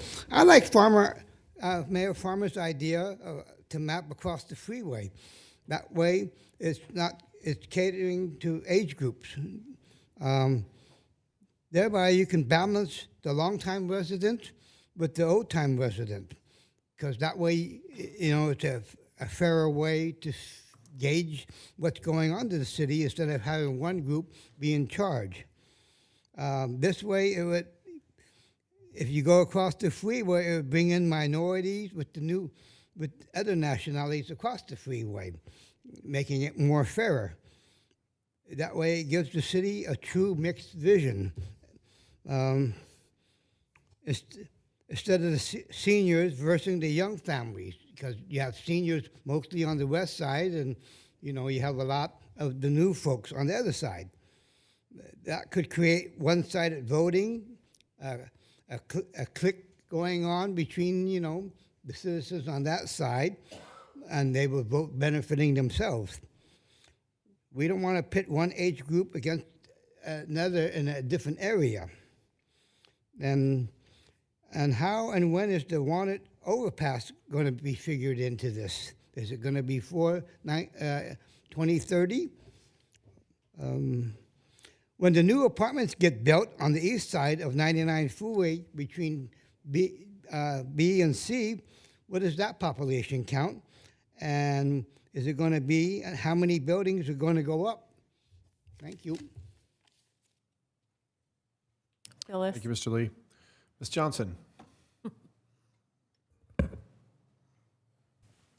First of all, I'll start with the dirty word. The D is the dirty word. I don't like it, But the disabled is definitely a protected class that I did not hear about. That's number one. Number two, I'm going to use my address as a guinea pig. Looking at these maps, I don't know what the boundaries are. I'm on 2nd and Guild. Where am I in these districts? They're blank.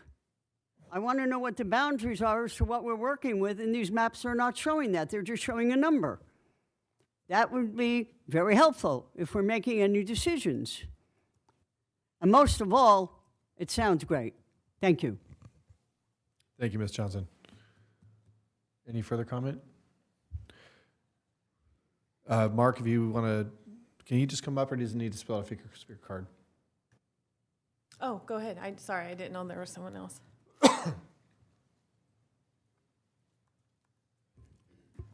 Evening, Council, Mr. Mayor. So my question is in regards to the four. If Mr. Sandu wanted to run for mayor and run for District 4, which he lives in, or how does that work out? You know, if there was Mr. Sandu and you lived in District 4, right? How do you determine a mayor? Do you understand what I'm saying? Yeah, Dario? Yeah, so basically, any council member who's an incumbent has the ability to run for the at-large position from the district, either at the end of their term or even halfway through their term. They can run for what's called a safe seat. So in other words, they'll continue to be in District 4 if they lose the election for mayor. So there's two ways to do it. Okay. Yeah. Thank you, Mr. Jackson. Any further comment? Okay. All right, well, it's an interesting subject. I encourage people to definitely get involved because it's a big deal. It's going to affect our community. To try to answer Ms. Johnson's number, the maps that we're going to propose, I know they're just on here, it might be a little fuzzy, but will these ever be digitized online where people can see it and they can zoom in and see the streets and where they're at? Yeah. Yes? Okay. So they're where, on the agenda packet? No, they're on the website under the We have a district. districting webpage. So we have a districting webpage, Ms. Johnson, and you can see the maps and you can zoom in and it shows you the streets and stuff like that, yes. And the web address for that is? It's thecityofgalt.org, but then we have a drop-down menu that says districting, and you can click in there, maps. On the main city PIP, okay. Mhm. Okay. Thank you, thank you. All right. Moving on, item L, regular calendar. Our one item under this is from Public Works. Subject is the amendment number 1 to NHA Advisors Agreement for Consulting Services, City of Galt's Community Facilities District 2020-2, Liberty Ranch Improvement Area Number 1 bond issuance. Mr. Griffin. Good evening, Mayor, Vice Mayor, council members. The item before you tonight is authorization to move forward with NHA Advisors to initiate a second bond issuance for the Liberty Ranch subdivision project as requested by the Liberty Ranch developer. With us tonight from NHA Advisors is Eric Scriven. Eric and I will tag team the presentation, which is an overview of CFD 2020-2 and discussion of the CFD bonds. With that, I'll hand it over to Eric to begin. Good evening, Mayor, Mayor Pro Tem, Vice Mayor, and Council. This is really to approve a contract, but we thought it would be best to just do the background and talk about CFDs for the public in particular, and how the nature of the CFD bond issues and how this is going to go if Council continues to support this project for bond issuance for Liberty Ranch. So as Council knows, the CFD was formed about 4.5 years ago, after a lengthy period of time from a development agreement and negotiations with the developer. The CFD encompasses Liberty Ranch, which is approximately 1,400 homes or proposed homes, open space, an elementary school, and some parks. There is 2 improvement areas. The improvement area number 1, which is what we're talking about, really related to the bonds, is approximately 700 single-family homes. I think that's that square in the upper right-hand corner, part of it at least. The original approval back in 2020 was for improvement area 1, a maximum of $83 million of bonds were calculated. We'll see if the value is there. That's an ongoing process. Each time the incremental value is looked at and there's improvements to be reimbursed, that's looked at. 83 million seems to be a tall number right now. There was a bond issue in late 2023 that was issued for Liberty Ranch. That was for approximately $11 million. That was based on the value at that time of a little over $34 million. And council, when it approved the CFD back in late 2020, required that a value of $3 of value for every $1 of bond issue be present before an issue could be put out to the marketplace. So that transaction conformed to the direction from City Council back in when you formed the district. There is sufficient value, it is thought right now, which will be proven by an appraisal, which is proposed. I think it's been approved, right, and ongoing, to find out, if you will, appraise if there's sufficient value to make this effort for raising additional funds for public improvements, or in fact reimbursing for money spent for public improvements worthwhile. If it's a very, very small incremental value on top of what was done in 2023, then perhaps it should be a period of time and we wait until it happens. We think there's going to be sufficient value based on all the work that's been done, improvements put into the ground, such that it will be worth the effort to go through the bond issue process. Okay, this is, I think, your page? Yes. Yeah, just a very brief summary on where the Liberty Ranch project is at now. I'm sure we've all seen, the improvements under construction, and Meritage Homes has closed on 3 villages, and model homes are under construction. And in addition, they've pulled, at the time of publishing this report, 35 permits, and I believe they've pulled another 15. So we're seeing pretty, a lot of movement for this year, at least early this year for these first 3 villages. Tim Lewis is likely to move forward with the remaining 2 villages in phase 1. As far as phase 2 is considered, Meritage Homes has an option to purchase 4 of those 5 villages. And then again, just to very briefly, construction status, phase 1 is approximately 90% complete. And that's, what Eric referred to, a lot of what will aid in the appraised value is the improvements in place. And they've recently just started on the major backbone improvements in phase 2. One of the core improvements for the entire project, the sewer pump station, which will serve the entirety of the project, will initially operate in a temporary condition until the final improvements of that pump station are complete mid to late summer of this year. So there has been a lot of work done, a lot of investment thus far in the project. So with respect to the new bonds anticipated, basically the new infrastructure development increase, it increases the appraised value, which will be confirmed by an appraisal. That additional value creates the ability for issuing additional bonds.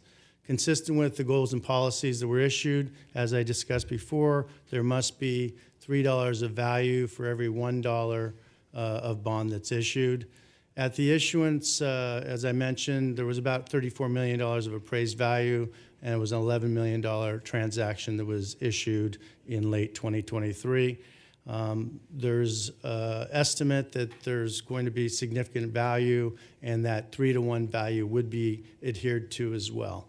And it has to include in the denominator, if you will, of bonds issued, the $11 million that's already been issued. So the value to lien of 3-to-1 is in total for the total value and the total bonds that would be issued. So that's part of the underwriting criteria. The estimate right now, but we don't know until the appraisal comes in, is approximately $10 to $13 million of bonds that could be issued based on preliminary estimates of value. Again, the original bonds were issued with 30-year maturity, and that is thought to be a good standard and would be the way it would be executed in the future on this second series of bonds. So just a moment to talk about the CFD bonds. The CFD bonds are secured by the special taxes that are levied upon the land. So this is not a city general fund credit or an enterprise fund credit. It is paid for by special taxes that are levied, that the developer has in essence voted to levy upon the land that they own, but that those special taxes as homes are sold will be paid by eventual homeowners out there in Liberty Ranch. There are two special taxes that were put into place back when the CFD was formed. The special tax A, which is really the security for these bonds, that was negotiated with the developer to be really a plug figure, if you will, to special tax B, which is the ongoing special taxes that the city requires for essential services. So special tax B is the first item that's found. Basically, there's a complex formula, but the bottom line is whatever the valuation is that comes through in the appraisal for the houses that are going to be sold at the current time, we'll understand and set special tax B so that we're sure that the city is not shortchanged for the services component of the CFT special taxes, and then the remainder or residual will be available to pay bonds on, special taxes for the bonds. So really, the city is covered as far as essential services from the special taxes. A little bit of housekeeping. There is a budget set every year for the CFD. Really, there's some administration, some trustee services. Of course, the bond debt service is also calculated. So annually, those costs are tallied up and approved, and the special tax levy is set so that it goes on to the property tax rolls annually. Are there any questions at this point before we get into the rolls? This is really related to the CFD. Go ahead. I need to go back to bond class 101. So it's the developer who's taking out the bonds, correct? The developer is paying the special taxes on their property tax rolls that go to the debt service. Special tax A. So, I guess my question is, the bonds that are being sold, who is accountable for paying that back? Who ultimately? The property owners. So the property owner currently is the developer. They're readying the property for sale to individual homes, to homeowners. So if, heaven forbid, the housing market tanks again and no more houses go up, he's holding the bag, the city is not, for paying back that bond. I'm assuming the bond payments start, that 30-year term starts as soon as they're sold. That's correct, and I had a bullet line item there that I didn't mention, which is if there's non-payment by the developer in the early stages of the development, but even downstream when there's a lot of houses out there and a property owner does not make payment, you go through a judicial foreclosure process to secure that payment from that property owner. So when he takes out the bond, that legally he can pass that on to the new homeowner, and they are now legally responsible for their portion of that 30-year term bond. That's right. It's all defined in the rate and method of apportionment, which is part of the CFD approval process back in 2020. So, and there are required disclosure rules when homes are being sold to regular people. Those things have to be put into the disclosure, for buying the house. So they're not surprised when that first tax bill Correct. comes around, because what this is being proposed right now, just the CFD fee is higher than my entire mortgage right now. So I really hope those people go in eyes wide open. Yeah. Okay. Mr. Kiven, I just want to make sure that I'm up to speed on this, and maybe for the crowd people are watching. So basically,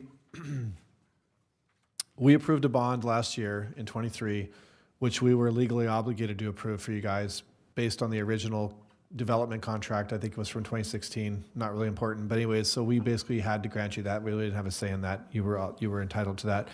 That bond basically is more or less, and I'm going to use some layman's terms here, to reimburse the developer for the amount of money they had to lay out to do all the infrastructure for this project, so on and so forth. Under law, which is on your slide up there, that development agreement or CFD stipulates a maximum homeowner aggregate property tax burden of 1.9%. So a homeowner pays 1% property tax. So that means that the maximum that you can pile on there can't exceed 1.9%. So we gave you guys a bond.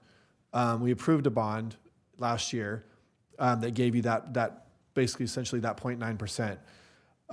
But fast forward from then to now, the property values, you believe, or whoever, they'll be appraised or whatever, have increased now. So what that means is that you probably weren't meeting that 1.9 threshold. It was probably lower. And so you're coming back tonight to ask for a second bond of $67,500 to bring you back up to the 1.9. Is that correct? In a nutshell, is that it? No, it's incremental. There's incremental value that's been created by all of the monies that have been put into the ground, plus the advancement of the development status of the project itself. It's closer to reality, which removes and reduces the risks. So the appraised value is going to come in higher just because of the installed improvements and the investment and the advanced development status. So the developer has put in a lot of money. Your original point about the development agreement and the requirements of the city to allow for reimbursement of those monies that the developer spent on public improvements, which is undergrounding, sewer, water lines, roads, curbs and gutters and streets and all that type of thing. That's all required. That is correct. That was in the development agreement.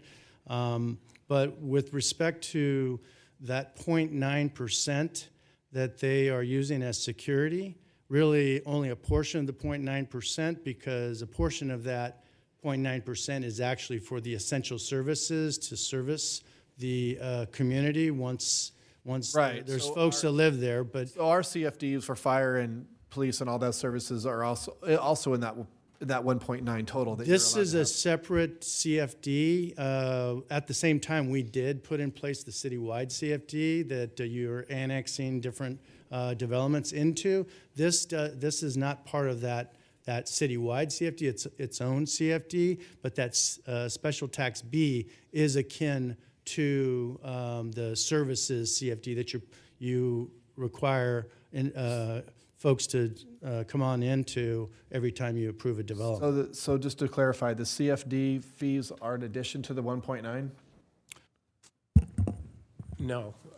Essentially, all the CFD fees and other taxes are levied against a property cannot exceed 1.9 in total. Right. Right. So if I'm understanding correctly, you're basically when we gave you guys the bond last year, it was early in the project. Now that you're coming to a realization of what the real value of whatever, and that's why you're making this adjustment. The value is increasing. Right. Ongoing increasing, and in fact, it'll continue to increase when you have fully built houses out there. So then that leads me to my next question. So, well, it's a two-part question. One is, you guys could come back next year and be like, we want to add another 67,000 because those values of those homes have gone up again, and you could do that. Right, up to 80, the limitation is $83 million cap on bonded indebtedness. So you've given 11 million, we've given you 11 million so far, you could go up to 83 million, that's the cap. If the project appraises to that level, but that, it's still, Right, it has okay. to be Hypothetically. underwritten from the city's point of view with the goals and policies that were approved, but also from the bond market. They're not going to want to buy something that's not well secured. So are these bonds always approved by the council? I mean, nobody lives there right now. So what happens if in 3 years from now, there's people that live there? Do those bonds have to be voted by the people that live there then? It changes because it's not just us, right? The bonds are approved by the CFD. The indebtedness has already been approved, the $83 million, by the vote of the developer at the time that the CFD was formed in 2020. So this, so if there is that amount of value that is appraised, it can go up to 83 million. It can't go any further. If it never gets up to the amount that you can underwrite $83 million of bonds, then it doesn't go past that number. Can I Go ahead, back yes, on that please. just real quick? So these homes that are being built right now, people move in, their bond part, their contribution is set. If you go and take out more bonds, you're not going to change any existing homes that have already set, or does their bond go up? No, it's the former. It is set. It is set. However, if there's less bonds outstanding or they're refinanced or paid off earlier, then all of them as a class, because your budgeted debt service each year is less, you levy the special tax based on what the need is in the annual budget. But Does that in make this sense? case, you could have a Village One, let's say, goes online right now. They now are paying $2,000 for this. They're paying what is prescribed in the rate and method of apportionment for their But class Village of house. 3 now comes online, and you've taken out more bonds. Are they going to be paying more? They're all paying what is prescribed in the rate and method of apportionment. That's correct. And you're not able to Because you've issue got 30 years bonds from there out. beyond what you have the ability to service. Okay.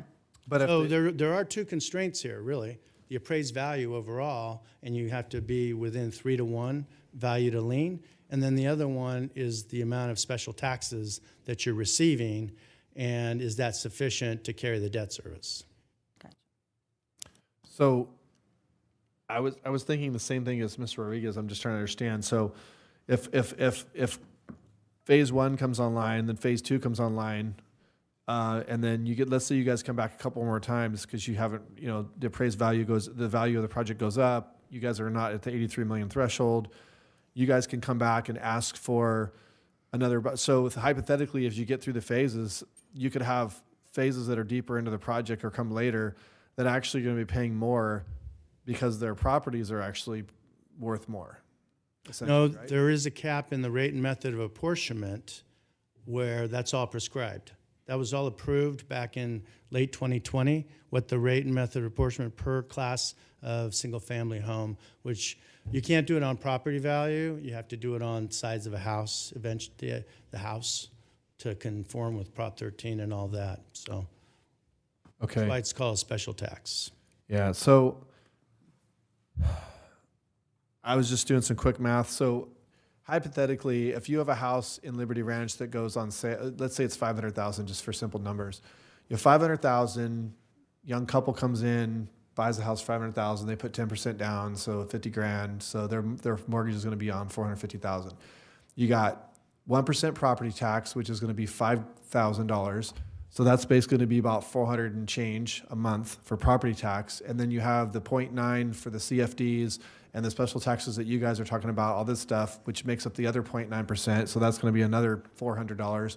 So basically, after all said and done, you're looking at a mortgage total of about $4,300 a month on a house that's 500 grand, not including homeowners. I don't think that plan does include that and stuff like that. So I'm just trying to wrap my head around, like, you know, like you said, I know this is all disclosed in the prices of the homes, but it's just crazy. Like, I just wonder how many people are going to go in here. I I expressed this concern before, but we're just adding a pile of money on these houses, and I just don't. And I understand that we have a legal obligation to do this. I asked Mr. Spondario a little while ago. He doesn't have the answer for me right now, but you know, we legally were entitled to give you guys the bond that you came back for last year. I don't know if this whole thing that you're asking for tonight and subsequent requests that you may have all fall into that same entitlement, that same contract, or is each one its own special thing? Do you know the answer to that?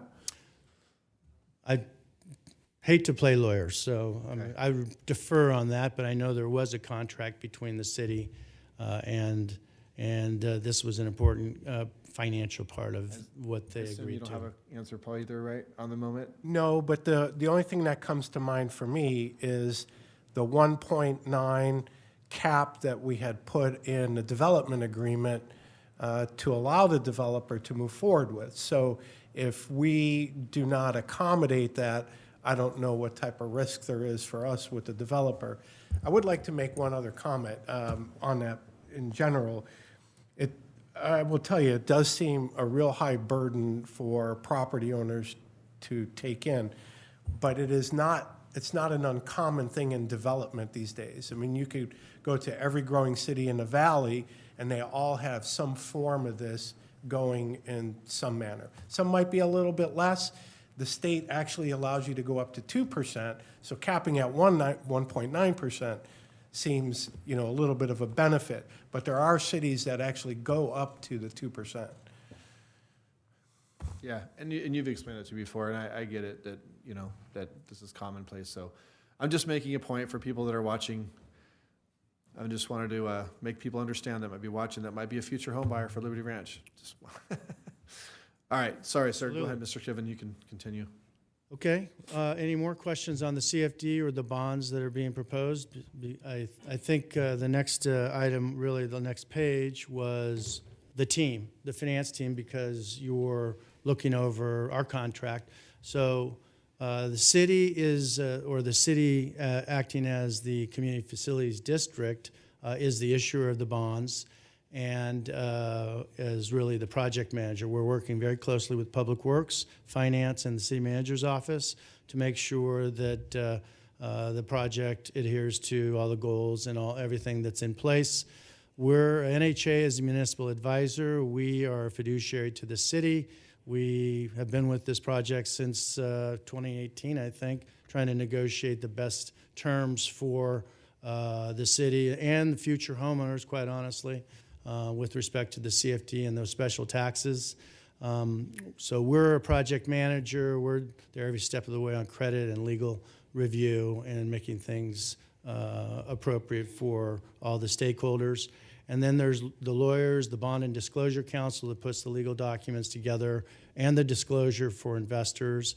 They're you know, very, very important. The underwriter sells the bonds, markets the bonds, gets the best interest rates for the bonds. Special tax consultant, who is the original special tax consultant that did the rate and method of apportionment back in 2018, that was negotiated many, many times with the developer. They're part of this as well. And then you have the appraiser, which is, by the way, the best appraiser in this realm in the area. And then you have a trustee. So again, NHA advisors, we're the fiduciary, we're the project manager. We're responsible at the end of the day to the city for making sure things are adhered to and it's a good deal. And I guess the last page is, this is really a kickstart to approve the contract, our contract, and there are other contracts that aren't as necessary right now, but will come before council. The council will have a review on the legal documents and the disclosure to investors in April. And then with that approval, be ready to go to investors for marketing and the bond sale. And then usually after the bond sale, it's about 2 weeks before the transaction's closed and money is funded into the trustee account. With that, conclude the presentation. All right, thank you, Mr. Scriven. Do we have any further comments from council members, questions? Do we have any public comment on this item, Tina? No public No public comment? Okay. Go ahead, Mrs. Johnson. Miss Johnson, I guess it's okay for her to address the president, or no? Actually, just direct it to the mayor, Okay. and then they can go. Yeah, thank you. Okay, I noticed on one of them, it said judicial, I believe, or judiciary foreclosure. What happens if, let's say, one of these families or whatever, they can't pay their portion? Then who becomes responsible for it? Mr. Scriven, you would like to answer that?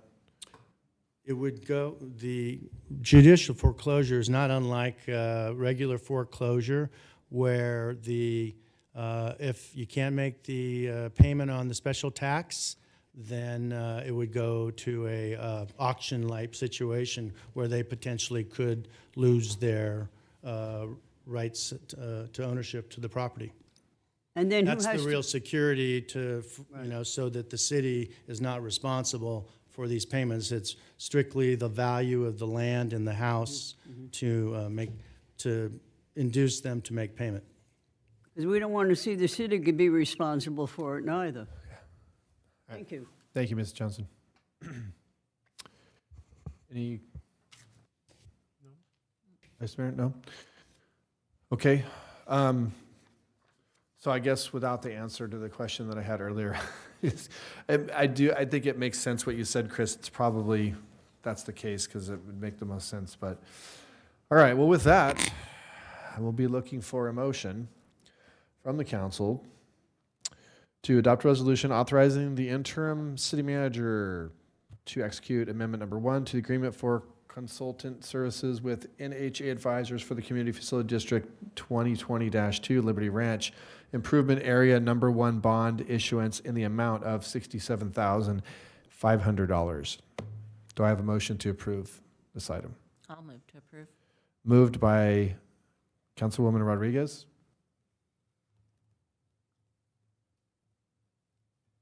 Second. Seconded by Councilmember Reed. We have a roll call, please. Vice Mayor Sandu? Aye. Councilmember Reed? Aye. Councilmember Rodriguez? Aye. Mayor Farmer? All right, well, since you got what you needed, I'm going to say no this evening, but motion is approved 3-1. Thank you, sir, for the presentation. All right, moving on. Sorry. Hold on.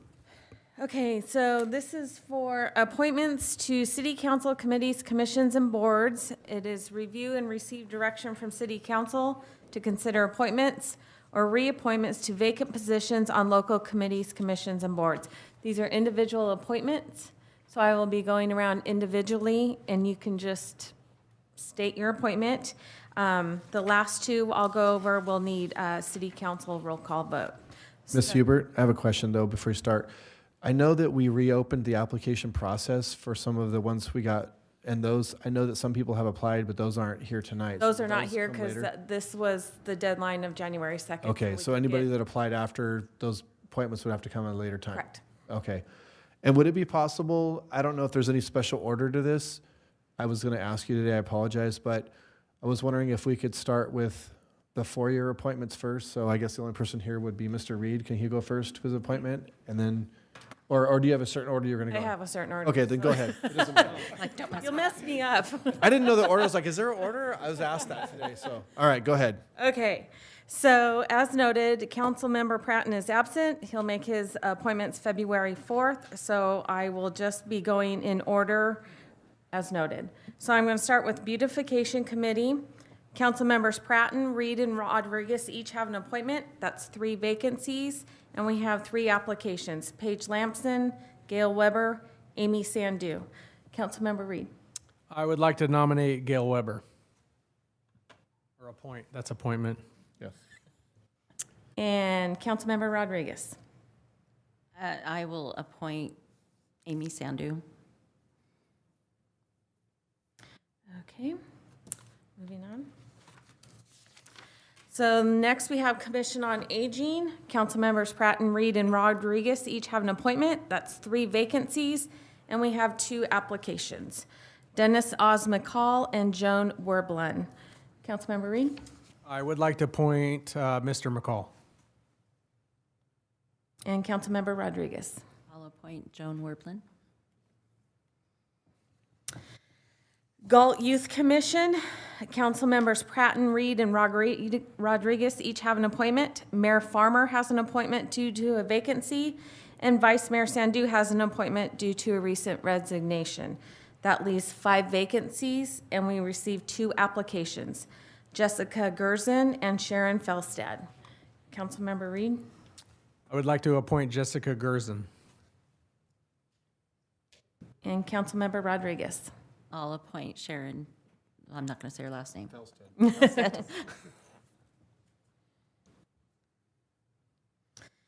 Okay, Parks and Recreation Commission, council members Pratt and Reed and Rodriguez each have an appointment. That's 3 vacancies. We received 1 application from Chris Smith.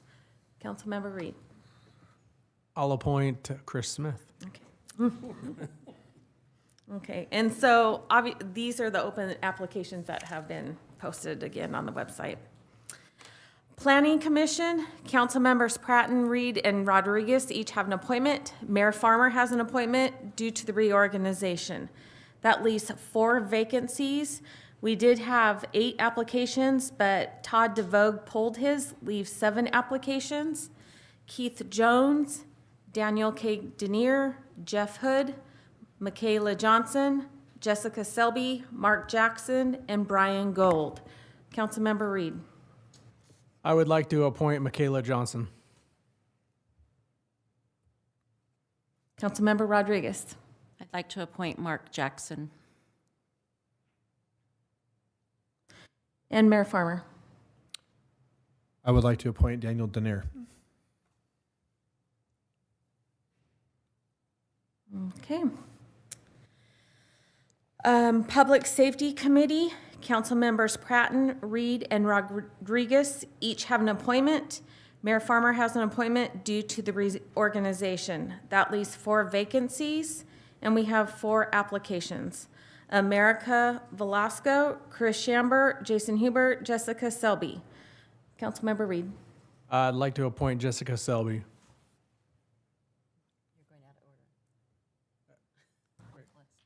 Oh. I'm just kidding. Yeah. Oh, sorry. No, go ahead. I believe Chris Shamber is filling, was who Rich Lozano, so I'll go ahead and appoint him. Okay. Mayor Farmer. I'd like to appoint Jason Hubert. Okay, and then the following need a roll call vote. It is city council appointment. Sacramento Yolo Mosquito and Vector Control District. We do have 1 opening and 1 application, Marcia Mooney. So we need a motion. I need a motion to approve Marcia Mooney. I'll move to approve Marcia. Moved by Councilwoman Rodriguez. I will second that. A roll call, please. Okay. Reversed. Vice Mayor Sandu. Aye. Councilmember Reed. Aye. Councilmember Rodriguez. Aye. And Mayor Farmer. Aye. The last one, Sacramento Environmental Commission, it has been advertised. We did not receive applications, but it is a shared seat with Ileton and Folsom. And if they receive any applications, it will also come to you, City Council, for a vote. Okay. Tina, would you mind, just for the public right now, could you just touch on the ones that still have vacancies that we would need people, if they're interested, to apply for? Could you just list those again? We need Commission on Aging, Galt Youth Commission, Parks and Recreation Commission, and that's it. And the Sacramento Environmental Commission. Yeah. So if anybody's watching, if you're interested, some of these actually meet every other month, so it's not a huge commitment. Some meet as needed. Some are more active than others, but all equally important. So if anybody's watching, you want to be involved, get involved civically in the community, please reach out to the city clerk, or you can go online and fill out an application. If you're not sure how to do that, you can reach out to the clerk and she can direct you on how to do that. But I encourage you, anybody's watching who's considering it, to please do so. Thank you. All right, moving on. Comments by staff. Mr. Arias. We'll start with Parks and Rec Director Armando Solis. That's easy for me to say.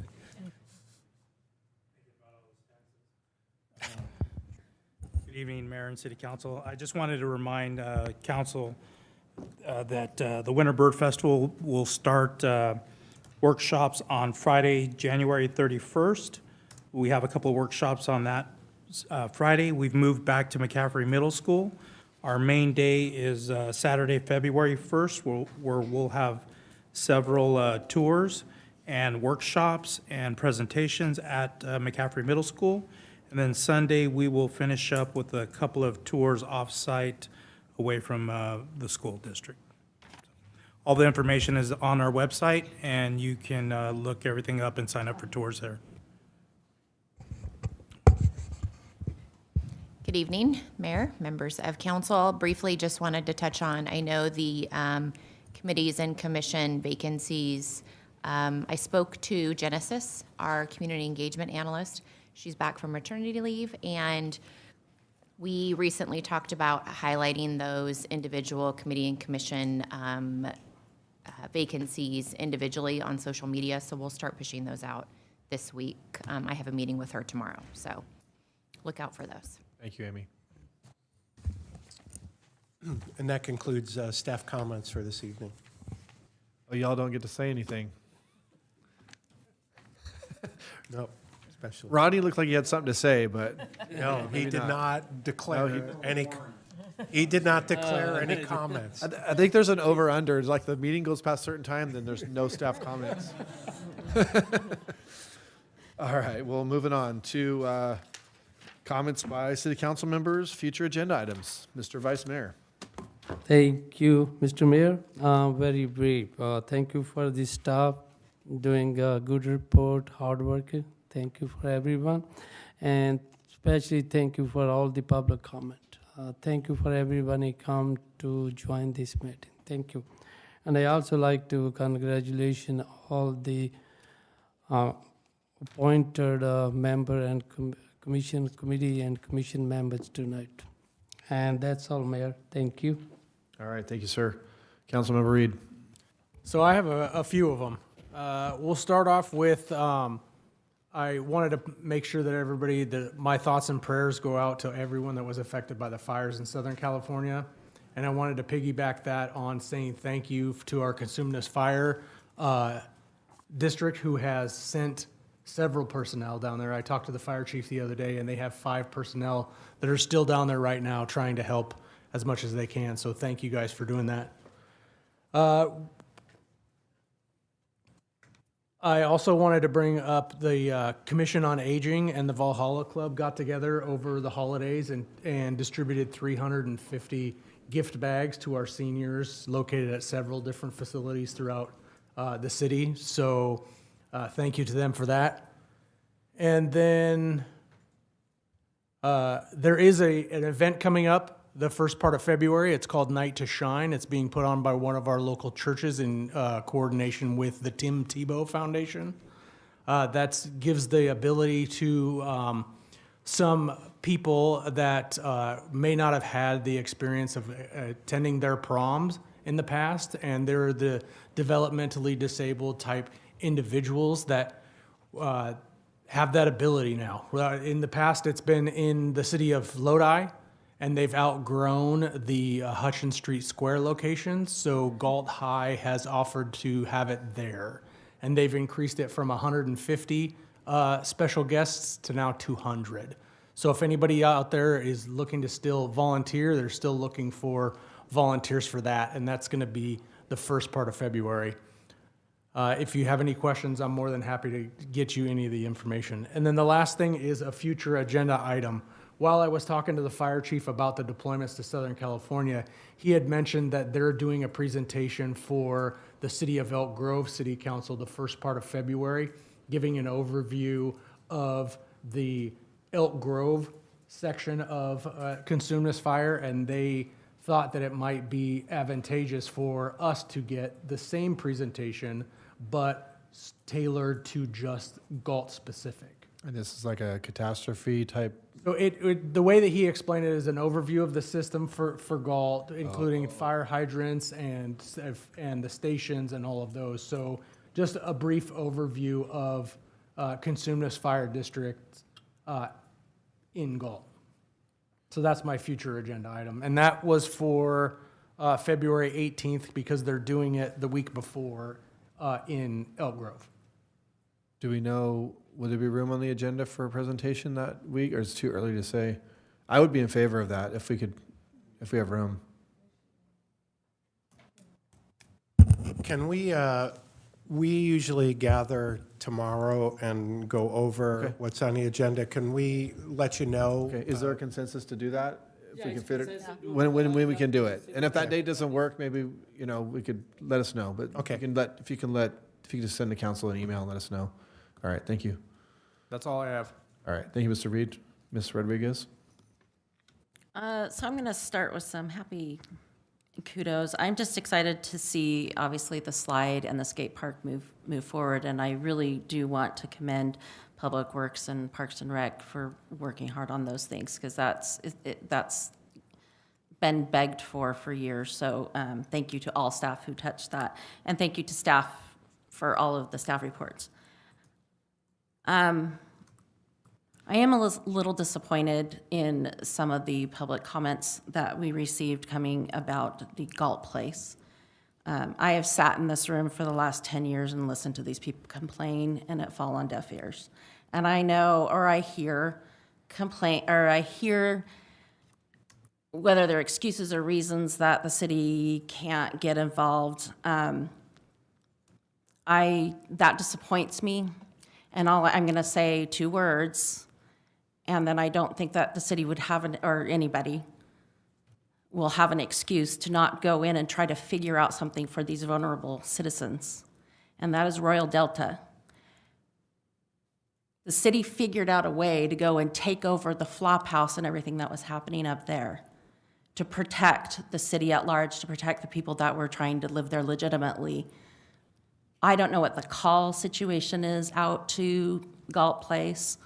If you go by just the handful of times that those senior citizens have come to speak to us, those calls either are not happening because they're afraid. That's what I'm hearing.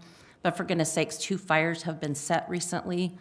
This is a public safety for anyone down in there. We have businesses down there. We have apartment buildings behind them.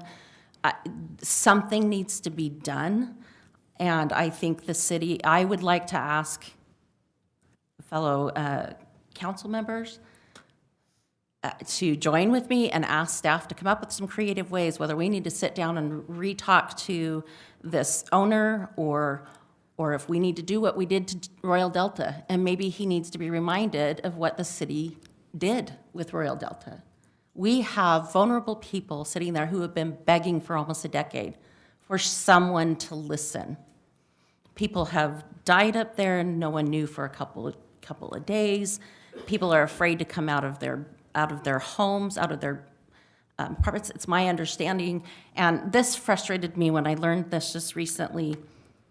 First of all, I'll say the city has a financial investment in this. It was redevelopment funds that went to help that developer build this. It was the city's money, and we walked away and said, do whatever you want. That's what the message apparently he received. But I did just learn that apparently the air conditioners leak, and that condensation comes down, so many of those apartments have literal holes in their ceiling above the bathtub so that it will drain. I grew up in a construction home. that doesn't sound like building code was met at the time, so where was our building code at the time? So I am concerned, and I would like to have staff move forward to try to figure out something to put, to get these people in a safe environment. Yeah, I definitely would like to piggyback on that. I know Mr. Rias, we had a conversation about this the other day for probably over an hour, kind of circling back on some of this that we had heard as well. I know Mr. Sandu and I met with Mr. Rias and the building owner some time ago, trying to figure out some kind of compromise with making some move forward, and we were given some assurances that was in the interest of the owner as well. But I think that we've kind of stagnated on that movement, and I was very concerned about hearing about the fire the other day where people had to vacate. You know, some of these people are handicapped, and 1 o'clock in the morning or something like that, they had to literally, evacuate the building. We have people that live there that have restraining orders against family members of the manager. The management in that place has people that are part of the problem. I know we got code enforcement involved, and I know we're trying to do whatever we can within the law, but the bottom line is these are senior citizens. They're citizens of Galt, and some of them are handicapped. And, I keep hearing every day, every week it's something different. Like the elevator's not working, and then then the water heater's not working. They're waiting for parts, and that's 2 weeks without hot water. And then now the garbage chute doesn't work, and so they're asking the seniors to carry their garbage down 3 stories to throw it out, and then we're waiting for parts on that. And it's very disappointing because I think, looking back at what this place was supposed to be when it was first approved, and I looked at those brochures, and it was going to be this great place, and it's going to have activities for seniors and a fitness room and a computer room and all this. That is none of those things. There's none of those things exist in this place. And honestly, what I'm most concerned about too is not only the well-being of these people, like Ms. Rodriguez mentioned, but I think that, I would hate for something to happen to someone in that building, and then and basically the optics are that the city just sat on our hands and we weren't as proactive as we possibly could be, and then we're liable because someone died under some circumstances, and there's been 5 years of public comment to City Council of Galt. So I would support, the staff looking at what's the maximum we can do in this situation to help these people. So that's my take on it too. So, Chris, if we can pick up this baton and move forward and try to put a lot of maybe some more resources behind it, whatever you can do. Even seeing what are the calls looking like from there from PD, and what code enforcement calls, and I think that's what started to springboard the Royal Delta, was the impact that was having on city resources as well. So maybe it just starts even there, but I think these people need to know that they're being heard, and that we're listening. So. All right, I think we have a consensus on that subject. Chris, we can circle after the meeting, at some point and talk about, how we can move forward, or any ideas. If you could just, I know we just talked about this, so we did talk about some things, but I just, I think this council has spoken. We need to move this up in the priority list, I think, a little bit. So thank you for bringing that up, Bonnie. Appreciate that. You have any other comments, or is that it? No, I think that's it. All right. First off, Tim, do they still looking for buddies? Like, you're calling them buddies, right? Yeah. Yes, they are. So they're down to where they only need 30 left. Only 30? Yeah. 2 weeks ago, they still needed about 90, but now they're down to about 30. Well, I would like to do that. Absolutely. So I'll if get you the get me the information. contact information, how I can sign up for that. I know there's a deadline coming up, right? Yep. So, okay. Thank you. I just want to thank all the public comment, people from Galt Place, people that spoke on the districting. Thank you to Mr. Brossman, Mr. Mollison, and you're here. Thank you for submitting your maps. We do appreciate the community participation, and it's very important. I want to thank all the people who applied for commissions and committees, because it's very important to be involved. Congratulations, Michaela, and Mr. Jackson, I think, has left. So congratulations to all those that were appointed tonight, and we appreciate you participating. I just want to leave my last comment about mentioning about a fun time we had in these chambers right here. On the 14th of this month, I was asked to speak to a group of Weeblos, pack number 179. It's a few young lads we all came in here and met in the chambers and talked about a project. They had to interview someone, and so we talked about elections, and we talked about the straw drawing thing, and they were very fascinated by that. And, you know, getting them involved. They did go visit the polling place during the voting, so they were able to see how people vote, so they're becoming very engaged in learning about that. So as a little skit, we all sat up here, or I did, and I was the city manager for the moment, but they all sat up here and we did a make-believe thing, and we talked about, the subject was, what's going to be the official flavor ice cream for Galt? So we had a deliberation from the different kids. We ended up with a motion for vanilla and a motion for chocolate. Then we had a public comment, which I represented someone from the public, and I offered Rocky Road as a compromise.